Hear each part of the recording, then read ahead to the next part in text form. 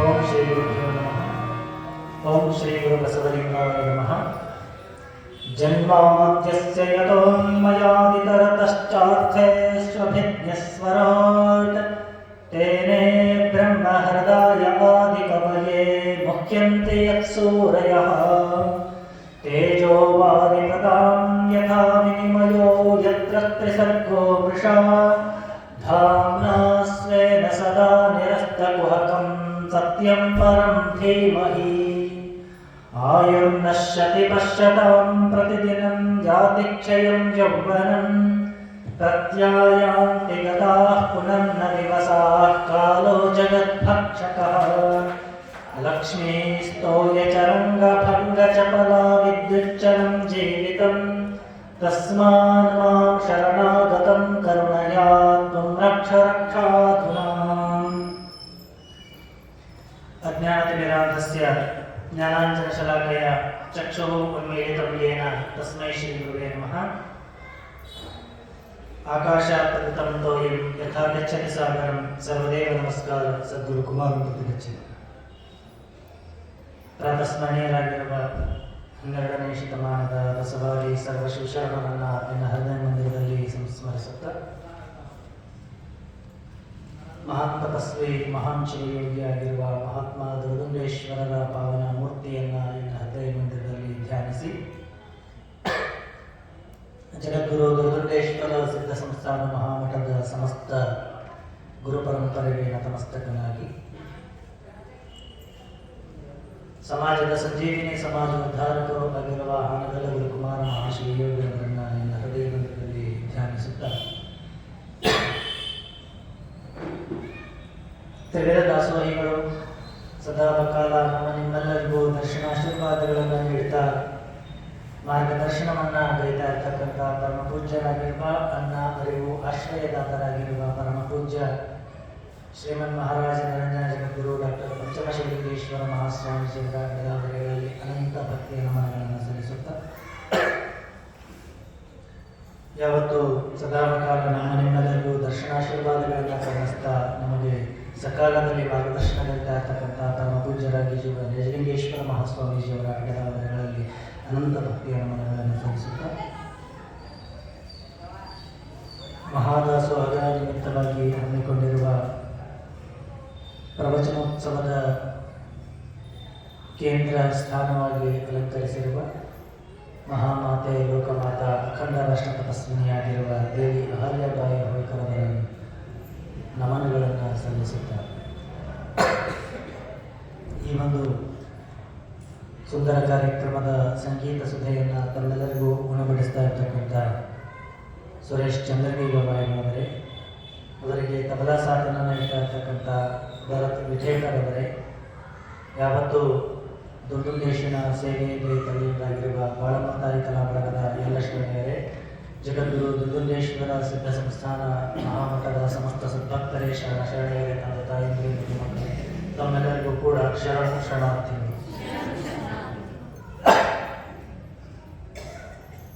12ನೇ ಶತಮಾನದಲ್ಲಿ ಸೌರಾಷ್ಟ್ರದಿಂದ ಸಜ್ಜನರ ಸಂಘವನ್ನು ವಹಿಸಿ ಸಜ್ಜನರ ಸಂಘವನ್ನು ಹೆಜ್ಜೆಯನ್ನು ಸರಿದಂತೆ ಎನ್ನುವಂತೆ ಆ ಸಂಘವನ್ನು ವಹಿಸಿ ಯಾವ ಸಂಘದಿಂದ ಭಗವಂತನ ದರ್ಶನವಾಗುವುದು, ಯಾವ ಸಂಘದಿಂದ ಈ ಜನ್ಮದ ಮುಕ್ತಿ ಕಳೆಯುವುದು, ಮುಕ್ತಿಯ ಪಥವನ್ನು ತೋರಿಸುವುದು, ಆ ಸಂಘವನ್ನು ಹರಿಸಿ ಕಲ್ಯಾಣಕ್ಕೆ ಬಂದಿರತಕ್ಕಂಥವರು ಆದಯ ಶರಣರು. ಆದಯ ಶರಣರು ಒಂದು ಕಡೆಗೆ ಹೇಳ್ತಾರೆ, ರಾಗದ್ವೇಷರಹಿತನಾಗಿ ಮೋಹಕ್ಕೆ ಕಾರಣ ಶೋಕ, ಶೋಕಕ್ಕೆ ಕಾರಣ ಮೋಹವೆಂಬುದು ಅರಿತು ಸುಖ ದುಃಖ ಶೋಕ ಮೋಹಗಳನ್ನು ಸಮಾನಂಗಂಡು ಇದಕ್ಕೆ ಕಾರಣ ಶ್ರುತಿ ತತ್ತಕೋ ಮೋಹ ಕಶೋಕ ಏಕತ್ವಮನು ಪಶ್ಯತಃ ಎಂಬುದಾಗಿ ಸೌರಾಷ್ಟ್ರ ಸೋಮೇಶ್ವರನ ಶರಣರು ಷಡೂರ್ಯರಹಿತರು ಅಂತ ಆ ಆದಯ ಶರಣರು ಹೇಳ್ತಾರೆ. ಜಗತ್ತಿನಲ್ಲಿ ರಾಗದ್ವೇಷಗಳ ರಹಿತನಾಗಿ ಭಗವಂತನ ಆರಾಧನೆಯನ್ನ ಮಾಡ್ತಾ ಇರ್ತಕ್ಕಂಥವನಿಗೆ ಸಕಲ ಇಷ್ಟಾರ್ಥಗಳು ಸಿಗುತ್ತವ. ಹಾಗಾಗಿ ರಾಗದ್ವೇಷಗಳಂದ್ರೆ ಯಾವುದು? ಯಾವುದಕ್ಕಿದ್ರೆ ರಾಗ, ಯಾವುದಕ್ಕಿದ್ರೆ ದ್ವೇಷ. ಯಾವುದರ ಮೇಲಾದರೂ ಮೋಹ ಇದ್ದರೆ ರಾಗ ಅಥವಾ ದ್ವೇಷ, ಅದರ ಮೇಲೆ ಪ್ರೀತಿ ಬರ್ತದ ಅಥವಾ ಮತ್ತೊಬ್ಬರ ಮೇಲೆ ಕೋಪ ಬರಬೇಕು ಅಂತ ಹೇಳಿದ್ರೆ ಈ ವಸ್ತು ನನ್ನದು, ಇದು ನನಗೇ ಸಲ್ಲಬೇಕು ಅಂತಕ್ಕಂಥ ಮೋಹ ಇದ್ದಾಗ ಮಾತ್ರ ಈ ಒಂದು ವಸ್ತುಗೆ ಯಾರಾದರೂ ಬೈದ್ರು ಅಥವಾ ಯಾರಾದರೂ ಅದನ್ನ ಬಯಸಿದ್ರು ಸಹಿತ ಆ ವ್ಯಕ್ತಿಗೆ ಕೋಪ ಮತ್ತು ರಾಗ ಅಥವಾ ದ್ವೇಷಗಳು ಉಂಟಾಗುತ್ತವ ಅಂತ ಹೇಳಿ ಆ ಆದೇಶ ಹೇಳ್ತಾರೆ. ಹಾಗೆ ಶೋಕಕ್ಕೆ ಕಾರಣ ಮೋಹಕ್ಕೆ ಕಾರಣ ಶೋಕವೆಂಬುದನ್ನು ಅರಿತು ಆ ಎಲ್ಲ ಶರಣರು ಏನು ಮಾಡಿದ್ರು 12ನೇ ಶತಮಾನದಲ್ಲಿ ಅಂತ ಹೇಳಿದ್ರೆ, ಸುಖ ದುಃಖ ಮೋಹ ಶೋಕಗಳನ್ನು ಸಮಾನಗೊಂಡು ಸದಾಕಾಲದಲ್ಲಿ ಸಮಾನ ಭಾವನೆಯಲ್ಲಿ ಇರಬೇಕಂತ. ಸುಖ ಬಂದಾಗಲೂ ದುಃಖ ಬಂದಾಗಲೂ ಅಥವಾ ನಮಗೆ ಯಾವುದಾದ್ರೂ ವಸ್ತುವಿನ ಮೇಲೆ ಅತಿಯಾಗಿರ್ತಕ್ಕಂಥ ಮೋಹವಾದಾಗ, ಪ್ರೀತಿಯಾದಾಗ, ಅತಿಯಾಗಿರ್ತಕ್ಕಂಥ ಇಚ್ಛೆಯಾದಾಗ ಅಥವಾ ಯಾವುದೋ ಒಂದು ವಸ್ತು ಕಳೆದು ಹೋಯ್ತಲ್ಲ ಅಂತ ಹೇಳಿ ಸಾಕಷ್ಟು ನೋವು ಆದಾಗ ಯಾವಾಗಲೂ ಸಹಿತ ಸಮಾನವಾಗಿರ್ತಕ್ಕಂಥ ಮನಸ್ಥಿತಿ ಇರಬೇಕು.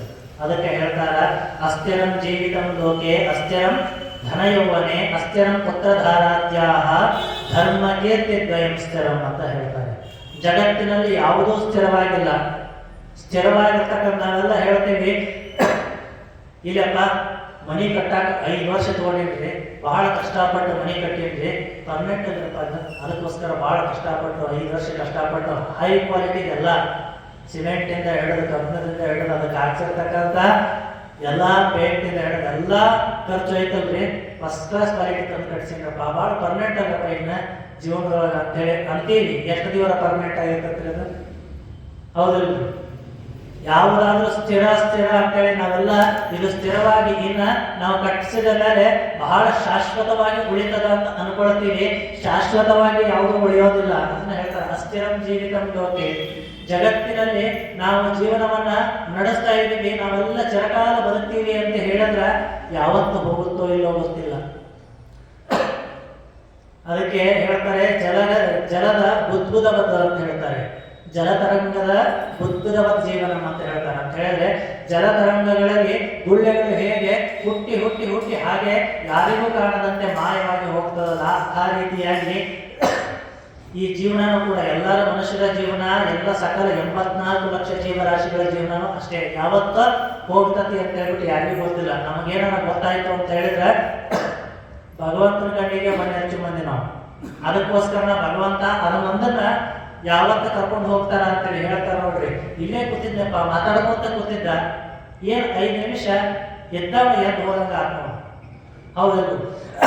ಅದಕ್ಕೆ ಅಸ್ಥಿರವಾಗಿರ್ತಕ್ಕಂಥದ್ದು ಯಾವುದೋ ಸ್ಥಿರವಲ್ಲ. ಅದಕ್ಕೆ ಅಸ್ಥಿರಂ ಧನಯೌವನೆ ಅಸ್ಥಿರಂ ಪುತ್ರಧಾರಾತ್ಯಾಹ ಅಂತ ಹೇಳ್ತಾರೆ. ಈಗ ಅಕ್ಬರ್ ಅಂತಕ್ಕಂಥವನು ಒಂದು ಕಡೆಗೆ ಸಾಕಷ್ಟು ಅಕ್ಬರ್ ಮಹಾರಾಜ ಎಲ್ಲ ರಾಜ್ಯದ ವಿಸ್ತಾರಕ್ಕಾಗಿ ರಾಜ್ಯವನ್ನ ನೋಡಿಕೊಂಡು ಬರಬೇಕಾದ್ರೆ ಆಗಾಗ ಎಲ್ಲ ಕಡೆ ಕಾಡಿನ ಕಡೆಗೆ ಹೋಗ್ತಾ ಇದ್ದ.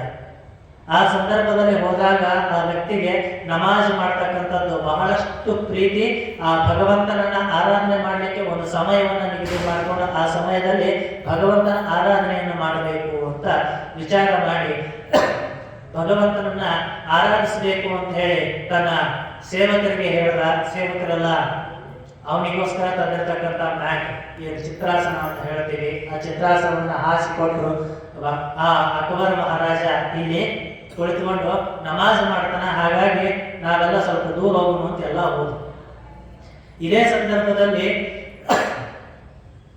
ತನ್ನ ಒಂದು ಮನೆ ಹೆಂಗಸು ತನ್ನ ಪತಿದೇವ ಸುಮಾರು ಹೊತ್ತಿನ ಮುಂಚೆನೆ ಬರಬೇಕಾಗಿತ್ತು, 4-5 ತಾಸಾಯಿತು, ಇನ್ನೂ ನನ್ನ ಯಜಮಾನ ಬಂದಿಲ್ಲ, ಅವನನ್ನ ಹುಡುಕಬೇಕು ಅಂತ ಹೇಳಿ ಅವನು ಎಲ್ಲದಾನ ಅಂತ ಹೇಳಿ ಹೊರಟಿದ್ದು. ಕಾಡಿನೊಳಗೆ ಬಂದು ಎಲ್ಲದಾನ, ಯಾವ ಕಡೆ ಹೋಗ್ಬೇಕು ಅಂತ ಗೊತ್ತಾಗೋದಿಲ್ಲ, ಕೂಗುತ್ತಾಳ ಯಾವ ಕಡೆಗೆ ಅದಾನ ಅಂತ ಹೇಳಿ. ಎಲ್ಲ ಸೈನಿಕರೆಲ್ಲ ಅನ್ಕೊಳ್ತಾರ ಎಷ್ಟರ ಗಂಡನ ಮೇಲೆ ಮೋಹ ಇರಬೇಕು ಅವನಿಗೆ, ಯಾವ ರೀತಿಯ ಮೋಹ ಇರಬೇಕು ಅಂತ ಹೇಳಿ ಬಹಳಷ್ಟು ಎಲ್ಲ ಮಾತಾಡ್ತಾ ಇರಬೇಕಾದ್ರೆ ಅಕ್ಕಿ ಹುಡುಕ್ತಾಳ. ಈ ಕಡೆಗೆ ಇರ್ಬೋದು ಆ ಕಡೆಗೆ ಇರ್ಬೋದು ಅಂತ ಹೇಳಿದ್ರೆ ಹೇಗೆ ಮರೀಚಿಕೆಯನ್ನ ಬಾಯಾರಿಕೆ ಆದವನು ಮರೀಚಿಕೆಯನ್ನ ನೋಡಿ ಹೇಗೆ ಓಡಿ ಹೋಗ್ತಾರಲ್ಲ, ಮರೀಚಿಕೆ ಅಂತ ಹೇಳಿದ್ರೆ ನೀರು ಕಂಡಂಗ ಕಾಣ್ತದೆ, ಅದು ನೀರಲ್ಲ. ನಿಮಗೆಲ್ಲ ಎಲ್ಲಿ ಅನುಭವ ಆಗಿರ್ತದೆ ಅಂತ ಬಿಸಿಲು ಕಾಲದೊಳಗ ಟಾರ್ ರೋಡ್ನೊಳಗೆ ಹೊಂಟಿರ್ತೀರಿ, ಮುಂದೆ ಎಲ್ಲೇ ನೀರು ಕಂಡಂಗ ಕಾಣ್ತತಿ, ಆದ್ರೆ ಅದರ ಹತ್ರಕ್ಕೆ ಹೋದಂಗ ಅದು ನೀರು ಇರೋದಿಲ್ಲ ಅಲ್ಲಿ. ಅದನ್ನ ಮರೀಚಿಕೆ ಅಂತ ಹೇಳ್ತಾರೆ.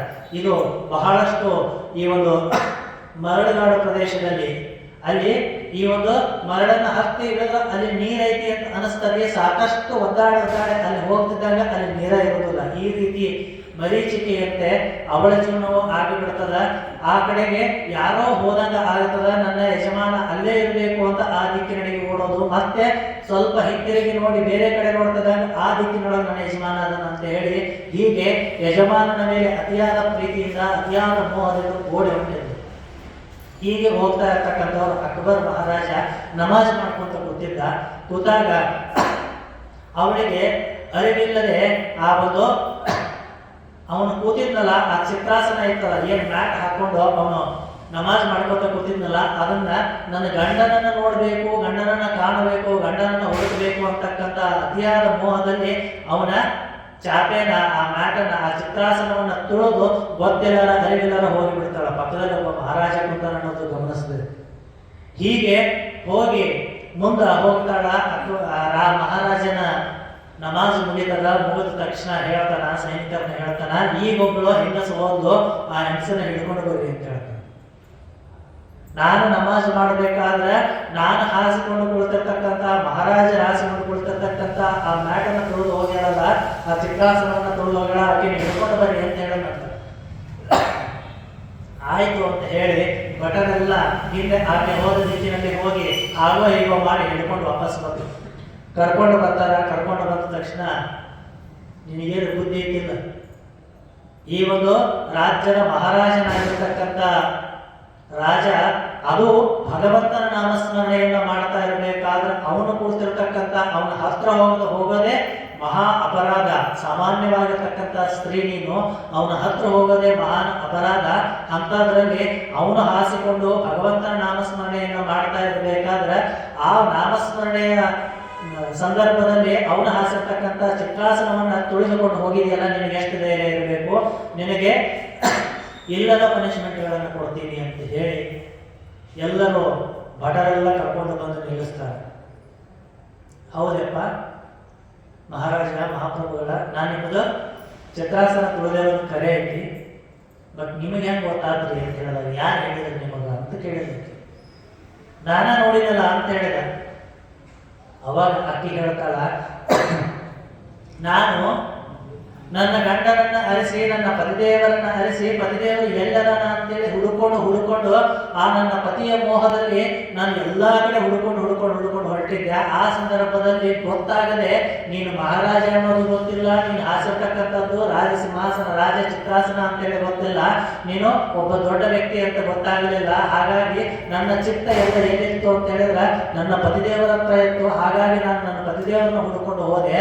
ಆದ್ರೆ ನೀನು ಆ ಈ ಜಗತ್ತಿಗೆ ಮೂಲ ಕಾರಕರ್ತನಾಗಿರ್ತಕ್ಕಂಥ ಭಗವಂತ, ಎಲ್ಲರನ್ನ ಸೇವೆ ಸಲ್ಲಿಸ್ತಾ ಇರ್ತಕ್ಕಂಥವನು, ಎಲ್ಲರನ್ನ ಲಾಲನೆ ಪಾಲನೆ ಪೋಷಣೆಯನ್ನ ಮಾಡ್ತಾ ಇರ್ತಕ್ಕಂಥ ಭಗವಂತನ ಧ್ಯಾನ ಮಾಡಬೇಕಾದ್ರೆ ನಿನ್ನ ಚಿತ್ತ ಎಲ್ಲಿರಬೇಕು, ಭಗವಂತನ ಹತ್ರ ಇರಬೇಕು. ಅದು ಬಿಟ್ಟು ಚಿತ್ರಾಸನದಲ್ಲಿ ಇಟ್ಟಿಯಲ್ಲೋ ರಾಜ ಅಂತ ಕೇಳಿದಕ್ಕೆ.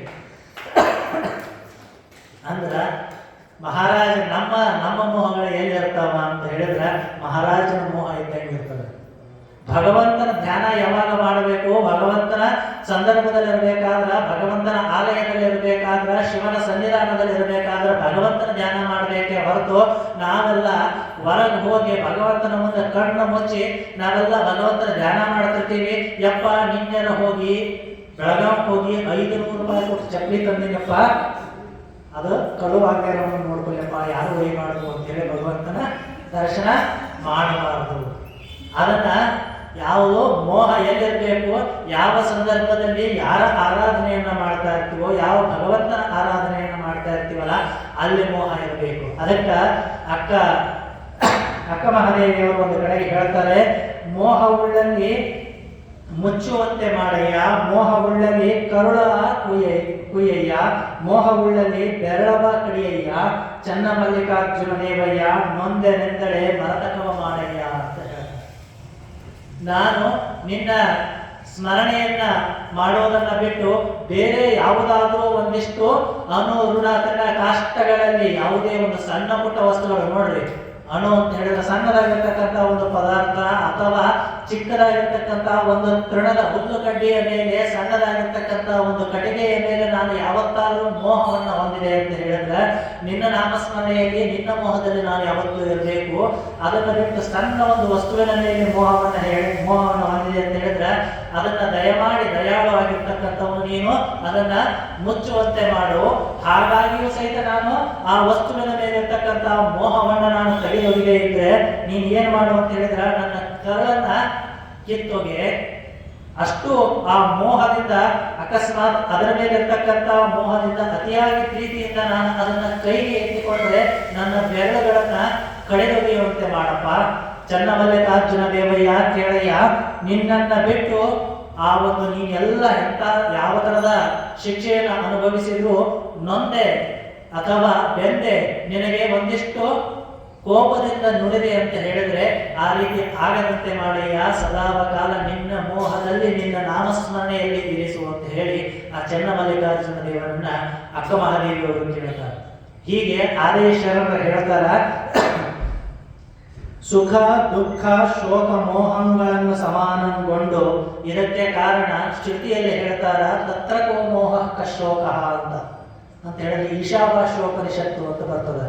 ಅಂದ್ರೆ ಪ್ರಧಾನವಾಗಿ ಈ ನಮ್ಮ ಹಿಂದೂ ಧರ್ಮದ ಪ್ರಕಾರ ಸಾಕಷ್ಟು ಉಪನಿಷತ್ತುಗಳು ಆಗಿ ಹೋಗ್ತವ. ಅದರಲ್ಲಿ ಪ್ರಧಾನ ಉಪನಿಷತ್ತುಗಳು 10 ಉಪನಿಷತ್ತುಗಳದವ. 10 ಉಪನಿಷತ್ತಿನಲ್ಲಿ ಅತಿ ಪುಟ್ಟ ಉಪನಿಷತ್ತು ಕೇವಲ 18 ಶ್ಲೋಕಗಳನ್ನು ಹೊಂದಿರತಕ್ಕಂಥ ಉಪನಿಷತ್ತು ಅಂತ ಹೇಳಿದ್ರೆ ಅದಕ್ಕೆ ಹೇಳ್ತಾರ ಚಿಕ್ಕ ಉಪನಿಷತ್ತಿದ್ರು ಮಹತ್ತಾಗಿರ್ತಕ್ಕಂಥ ಸಂದೇಶವನ್ನ ನೀಡ್ತಕ್ಕಂಥದ್ದು.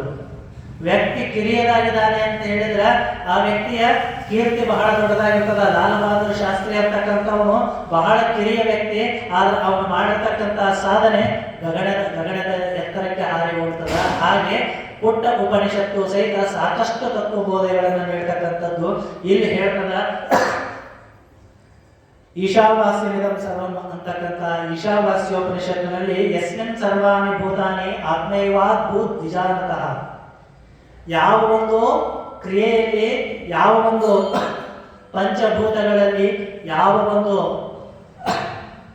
ಕ್ರಿಯೆಯನ್ನು ನಾನು ಮಾಡ್ತಾ ಇದ್ದೀನೋ, ಯಾವ ಕರ್ಮವನ್ನು ಮಾಡ್ತಾ ಇದ್ದೀನೋ ಆ ಕರ್ಮದಲ್ಲಿ ಆತ್ಮೈವಾಭೂತ್ ವಿಜಾನತಃ, ಯಾವುದನ್ನು ನಾನು ಅದನ್ನು ಮನಸ್ಸಿಟ್ಟು ಮಾಡ್ತಾ ಇದ್ದೀನೋ ಅದರಲ್ಲಿ ಕೋ ಮೋಹ ಕಶೋಕಃ ಏಕತ್ವವನ್ನು ಪಶ್ಚಾತ್ತಃ. ಭಗವಂತನನ್ನ ದೃಷ್ಟಿಯಲ್ಲಿ ಇಟ್ಟು ಆ ಒಂದು ಕೆಲಸವನ್ನ ಮಾಡ್ತಾ ಇರಬೇಕಾದ್ರೆ ಅಲ್ಲಿ ಯಾವುದ ಒಂದು ಮೋಹ ಅಥವಾ ಯಾವುದೇ ಒಂದು ಶೋಕದ ಕಾರಣವಾಗಿ ನನಗೆ ಬರಬಾರದು ಅಂತ ಹೇಳಿ ಆ ಉಪನಿಷತ್ತಿನಲ್ಲಿ ಸಂಕ್ಷಿಪ್ತವಾಗಿ ಆ ಉಪನಿಷತ್ತಿನ ಅರ್ಥವನ್ನ ನೋಡ್ತಾ ಅದಕ್ಕೆ ಮುಂದೆ ಹೇಳ್ತಾರೆ ಎಂಬುದಾಗಿ ಸೌರಾಷ್ಟ್ರ ಸೋಮೇಶ್ವರನ ನಮ್ಮ ಶರಣರು ಷಡೂರ್ಯರಹಿತರು ಅಂತ ಹೇಳ್ತಾರೆ. ಈ ರೀತಿಯಾಗಿರ್ತಕ್ಕಂಥ ನಮ್ಮ ಶರಣರೆಲ್ಲರೂ ಹೇಗಿದ್ರು ಅಂತ ಹೇಳಿದ್ರೆ ಎಲ್ಲ ಷಡೂರ್ಮೆ ಅಂತ ಹೇಳ್ತೀವಿ. ಕಾಮ ಕ್ರೋಧ ಲೋಭ ಮೋಹ ಮದ ಮತ್ಸರಗಳನ್ನ ಕಳೆದಿರ್ತಕ್ಕಂಥವರು ಶರಣರು ಸಂತರು ಮಹಾಂತರು ಆಗಿ ಹೋಗ್ತಾರೆ. ಕಳೆದ ಶತಮಾನದಲ್ಲಿ ಒಬ್ಬ ಶರಣರು ಒಬ್ಬ ಸಂತರ ಆಗಿ ಹೋದ್ರು ಶಿಶುನಾಳ ಶರೀಫರು ಅಂತ ಆಗಿ ಹೋಗ್ತಾರೆ. ಆ ಶಿಶುನಾಳ ಶರೀಫರು ಸಾಕಷ್ಟು ತತ್ವಪದಗಳನ್ನ ನಮಗೆ ನೀಡಿರತಕ್ಕಂಥ ಶಿಶುನಾಳ ಶರೀಫರು ಅವಳ ಹೆಂಡತಿ ಫಾತಿಮಾ ಅಂತಕ್ಕಂಥವ್ರು. ಆ ಫಾತಿಮಾನ ಮದುವೆ ಆಗಬೇಕಾದರೂ ಸಹಿತ ಆ ಮದುವೆ ಹೆಣ್ಣು ಕೊಡಾಕ ಬಂದಾಗ ಅವರು ಎಂತ ಸಂತ ಪರಂಪರೆಯನ್ನ ಆ ಒಂದು ಶರಣರ ಪರಂಪರೆಯನ್ನ ಎಷ್ಟರ ಮಟ್ಟಿಗೆ ಅವರು ಒಳಗೊಂಡಿದ್ರು, ಯಾವ ರೀತಿಯಲ್ಲಿ ಅವರು ಭಗವಂತನನ್ನ ಆರಾಧಿಸ್ತಿದ್ರು ಅಂತ ಹೇಳಿದ್ರೆ ತಾಯಿ ತಂದೆಯ ರೂಪದೊಳಗೆ ಭಗವಂತನನ್ನ ಆರಾಧಿಸ್ತಿದ್ರು. ತಾಯಿ ತಂದೆಗಳು ಹೋದಾಗಲೂ ಸಹಿತ ಆ ಮೋಹವನ್ನ ಅವರು ತಾಳಲಿಲ್ಲ. ಮತ್ತೆ ಭಗವಂತನ ಸೇವೆಯಲ್ಲಿ ಆ ಶಕ್ತಿಯನ್ನು ಮುಡುಪಾಗಿತ್ತು. ಒಂದು ದಿವಸ ಅವ್ರ ಮನೆಗೆ ಹೆಣ್ಣು ಕೊಡಕ ಅಂತ ಹೇಳ್ಬಿಟ್ಟು ಆ ಶಿಶುನಾಳ ಶರೀಫರ ಮನೆಗೆ ಬಂದಿರ್ತಾರೆ. ಹೆಣ್ಣಿನ ಕಡೆಯವರು ಮನೆಗೆ ಬಂದಾಗ ಶಿಶುನಾಳ ಶರೀಫರು ಹೊರಗೆ ಹೋಗಿರ್ತಾರ. ಅವಾಗ ಅಲ್ಲಿದ್ದು ಊರಿನ ಹಿರಿಯರೆಲ್ಲ ಅಂತಾರ, ನಿನಗೆ ಹೆಣ್ಣು ಕೊಡಕ ಬಂದಾರಪ್ಪ ಬಾಯಿಗೆ ಅಂತ ಹೇಳ್ತಾರೆ. ತಡ್ರಪ್ಪ ನಮ್ಮ ಅಕ್ಕ ಮನೆಗೆ ಹೋಗ್ಬರ್ತೀನಿ ಅಂತಾರ. ಊರಾಗಿದ್ದವರು ಮನೆಯಾಗಿದ್ದವರೆಲ್ಲ ಅವ್ರು ಹಿರಿಯರು ಅಂತಾರ, ಏನು ಬುದ್ಧಿ ಇದ್ದೋ ಇಲ್ಲೋ, ಆ ಗುರು ಗೋವಿಂದ ಸಿಂಹರ ಜೊತೆ ಸೇರಿ ಆ ಗುರುವಿನ ಜೊತೆ ಸೇರಿ ಹಿಂಗೆ ಹುಚ್ಚ ಹಿಡಬೇಕಂತೆ ಮದುವೆ ಆಗೋ ಅಂತ ಹೇಳಿದ್ರೆ ಮಕ್ಕಳ ಮದಿನ ಕೊಟ್ಟಿನಂತಾನಲ್ಲ ಬುದಿಗೆ ಜಯಿಸಿಲ್ಲ ಅಂತ ಹೇಳ್ತಾರೆ. ಅವ ಹೇಳಿ ನಿಲ್ಲಿಲ್ಲ, ಹಂಗ ಒಳಗೆ ಹೋದ, ಒಳಗೆ ಹೋಗಿ ಹೊರಗೆ ಬಂದ ತಕ್ಷಣ ಹೇಳ್ರಿ ಅಂತ ಹೇಳಿದ. ಅಲ್ಲೋ ಮಕ್ಕಳ ಮದಿನ ಕೊಟ್ಟಿನಿಂದ ಈಗ ಒಳಗೆ ಹೋಗಿ ಹೊರಗೆ ಬಂದ್ಬಿಟ್ಟು ಮಾತೇನು ಹೇಳ್ರಿ ಅಂತ ಹೇಳ್ತಿಲ್ಲ ಅಂತ ಹೇಳಿದ. ಬುದಿಗೆ ಮಕ್ಕಳ ಮದಿನ ಅಂತ ಹೇಳಿದ್ರೆ ನಾನು ಅಲ್ಲೆಲ್ಲೋ ಇರೋ ಮಕ್ಕಳ ಮದಿನ ಅಲ್ಲಪ್ಪ, ಒಳಗಿರೋ ನಮ್ಮ ತಂದೆ ತಾಯಿ ಹತ್ರ ಹೋಗಿ ಬರ್ತೀನಿ ಅಂತ ಹೇಳಿದ್ರೆ ನನಗೆ ಮಕ್ಕಳ ಮದಿನ ಅಂತ ಹೇಳಿದ್ರೆ ನಮ್ಮ ತಂದೆ ತಾಯಿನ ಅಂತ ಹೇಳಿ ಅವ್ರಿಗೆ ನಮಸ್ಕಾರ ಮಾಡಿ ಬರಕೊಟ್ಟಿದ್ದೆ. ನಾನು ಹೊರಗೆ ಹೋಗ್ಬೇಕಾದ್ರೂ ಅವ್ರಿಗೆ ನಮಸ್ಕಾರ ಮಾಡಿರ್ತೀನಿ, ಒಳಗೆ ಬರ್ಬೇಕಾದ್ರೂ ಅವ್ರಿಗೆ ನಮಸ್ಕಾರ ಮಾಡಿಬಿಡ್ತೀನಿ, ಅದಕ್ಕೆ ಹೇಳ್ರಿ ಅಂತ ಹೇಳಿದೆ. ಇಲ್ಲ ಹೆಣ್ಣು ಕೊಡಕ್ಕೆ ಬಂದಾರ ಅಂತ ಹೇಳಿ ಮುಂದೆ ಅವರು ವಿವಾಹ ಆದ ಮೇಲೆ ಒಂದು ದಿವಸ ಅವರಿಗೆ ಮಗುನೂ ಆಗುತ್ತದೆ, ಒಂದು ಹೆಣ್ಣು ಮಗುವಿನ ಜನನೂ ಆಗುತ್ತದೆ. ಅದು ಕೂಡ ವಿನಾಕಾರಣ ಮಧ್ಯದಲ್ಲಿ ರೋಗವಶಗಳಿಂದ ಅದು ಕೂಡ ಸಾಯ್ತದ ಅಂತ ಹೇಳ್ತಾರೆ. ಒಂದು ದಿವಸ ಅವನ ಹೆಂಡತಿ ಇಲ್ರಿ ಭಾಳ ದಿವಸ ಆಯ್ತು, ನಾ ಕುಂದ್ಕೊಳಕ್ ಹೋಗಿ ನಮ್ಮ ತವ್ರ ಮನೆಗೆ ಒಂದು 4 ದಿವಸ ಹೋಗಿ ಬರ್ತೀನಲ್ಲ ಅಂತ ಹೇಳ್ತಾರೆ. ಶಿಶುನಾಳ್ ಶರೀಫರು ಯಾವುದೋ ಪುಸ್ತಕವನ್ನು ಹಿಡಿದುಕೊಂಡು ಕೂತಿರ್ತಾರೆ, ಮುಖ ನೋಡ್ತಾರ, ಏನಂದಿ ಅಂತ ಕೇಳ್ತಾರೆ. ಇಲ್ಲದೆ ಕುಂದ್ಕೊಳಕ ನಮ್ಮ ಅಪ್ಪ ಮನೆಗೆ ಹೋಗಿ ಒಂದು 2 ದಿವಸ ಇದ್ದು, ಒಂದು 4 ದಿವಸ ಇದ್ದು ಬರ್ತೀನಿ ಅಂತ ಹೇಳ್ತಾರೆ. ಹೌದಾ, ಹೋಗ್ತೀಯ? ಆಯ್ತು ಹೋಗಂತ. ಆಯ್ತು ಹೋಗುವ ತಕ್ಷಣ ಈಗ ಏನು ಗೊತ್ತಾಗೋದಿಲ್ಲ, ಮಕ್ಕಳ ಹೋಗಿ ಒಂದು 4-5 ದಿವಸ ಆದ ಮೇಲೆ ಬರ್ತಾರೆ ಕರೆಯಾಕ. ಆ ಊರಿನಿಂದ ಒಬ್ಬ ದೂತನನ್ನ ಒಬ್ಬನ ಕೊಟ್ಟು ಕಳಿಸ್ತಾರ, ಶಿಶುನಾಳ ಶರೀಫನ್ನು ಕರ್ಕೊಂಡು ಬಾ ಹೋಗು. ಶಿಶುನಾಳ ಶರೀಫನ್ನು ಕರ್ಕೊಂಡು ಬಾ ಅಂದ ತಕ್ಷಣ ಶಿಶುನಾಳ ಶರೀಫ್ ಹತ್ರ ಬಂದು, ವ್ಯಾಪಾರ ನಿಮ್ಮ ಮಾವರ್ ಕರೆಯಕತ್ತಾರೆ, ಕುಲ್ಗೊಳಕ್ ಬರ್ಬೇಕಂತ ಅಂತೇಳಿ. ಏನಿತ್ತಮ್ಮ ಎಲ್ಲ ಆಗೇತಿ ಹೋಗು ಅಂತ ಹೇಳ್ತಾನ. ಇಲ್ರಿ ಭಾಳ ಅರ್ಜೆಂಟ್ ಐತಂತ, ಅದಕ್ಕೆ ನಿಮ್ಮ ಮಾವರ ಕರೆಯಕ್ಕೆ ಹೇಳಿ ಕಳ್ಸ್ಯಾರ್ರಿ, ಹಾಗಾಗಿ ಬೇಗ ಬರ್ಬೇಕಂತ್ರಿ ಅಂತ ಹೇಳ್ತಾರ. ಮಾವನ ಮನೆಯ ಹಂಗಿನ್ಯಾಕೋ ಮೋಹಾದ ಹೆಂಡತಿ ತೀರಿದ ಬಳಿಕ ಅಂತ ಹೇಳಿ ಅವಾಗ ಈ ಒಂದು ತತ್ವಪದ್ಯವನ್ನ ಅವರು ಬರೀತಾರ.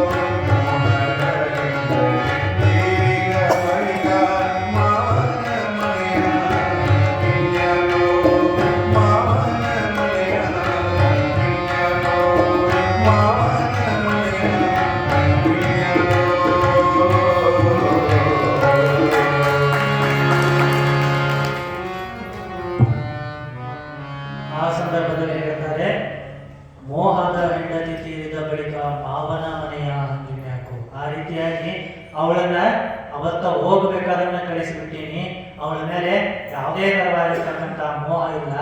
ಆ ಥರದ ಹೆಂಡತಿನ ಹೋದ ಮೇಲೆ ಇನ್ನ ಆ ಊರಿನ ಆ ಮನೆಯ ಹಂಗೆ ಅದಕ್ಕೆ ಬೇಕು ಅಂತ ಹೇಳಿ ಆ ಶಿಶುನಾಳದಲ್ಲಿ ನಿಂತುಕೊಂಡು 3 ಇಡೀ ಮಣ್ಣನ್ನು ತೂರಿದ್ರೆ ಕುಂದಗೋಳದಲ್ಲಿ ಇರ್ತಕ್ಕಂಥ ಫಾತಿಮಾನ ಶರೀರ ಆ ಗುರಿ ಮೇಲೆ ಬಿದ್ದಿತ್ತು ಅಂತ ಹೇಳಿ ಇತಿಹಾಸದಿಂದ ನಮಗೆ ತಿಳಿದು ಬರ್ತದ. ಆ ರೀತಿಯಾಗಿ ಆ ಶಿಶುನಾಳ ಶರೀಫರು ಯಾರು ಕೂಡ ಬಹಳಷ್ಟು ಅವರಷ್ಟು ಹೆಂಡತಿ ಮೇಲೆ ಪ್ರೀತಿಯನ್ನು ಹೊಂದಿರತಕ್ಕಂಥವ್ರು ಅದಕ್ಕೂ ಒಂದು ಪದವನ್ನು ಬರೆದಿದ್ದಾರೆ. ನನ್ನ ಹೆಂಡತಿ ಅಂತ ಹೇಳ್ಬಿಟ್ಟು ತತ್ವಪದವನ್ನು ಬರೆದ ಒಂದು ಪದವನ್ನ ಆ ಶಿಶುನಾಳ ಶರೀಫರು ಕರೀತಾರೆ. ಹೆಂಡತಿ ಮೇಲೆ ಎಷ್ಟು ಪ್ರೀತಿ ಇತ್ತು ಅಂತ ಹೇಳಿ ಅಂತ ಮೋಹವನ್ನ ಹೊಂದಿರತಕ್ಕಂಥವರು ಸಹಿತ ಯಾವುದನ್ನು ಅತಿಯಾಗಿ ಹಚ್ಕೊಂಡಿರಲಿಲ್ಲ.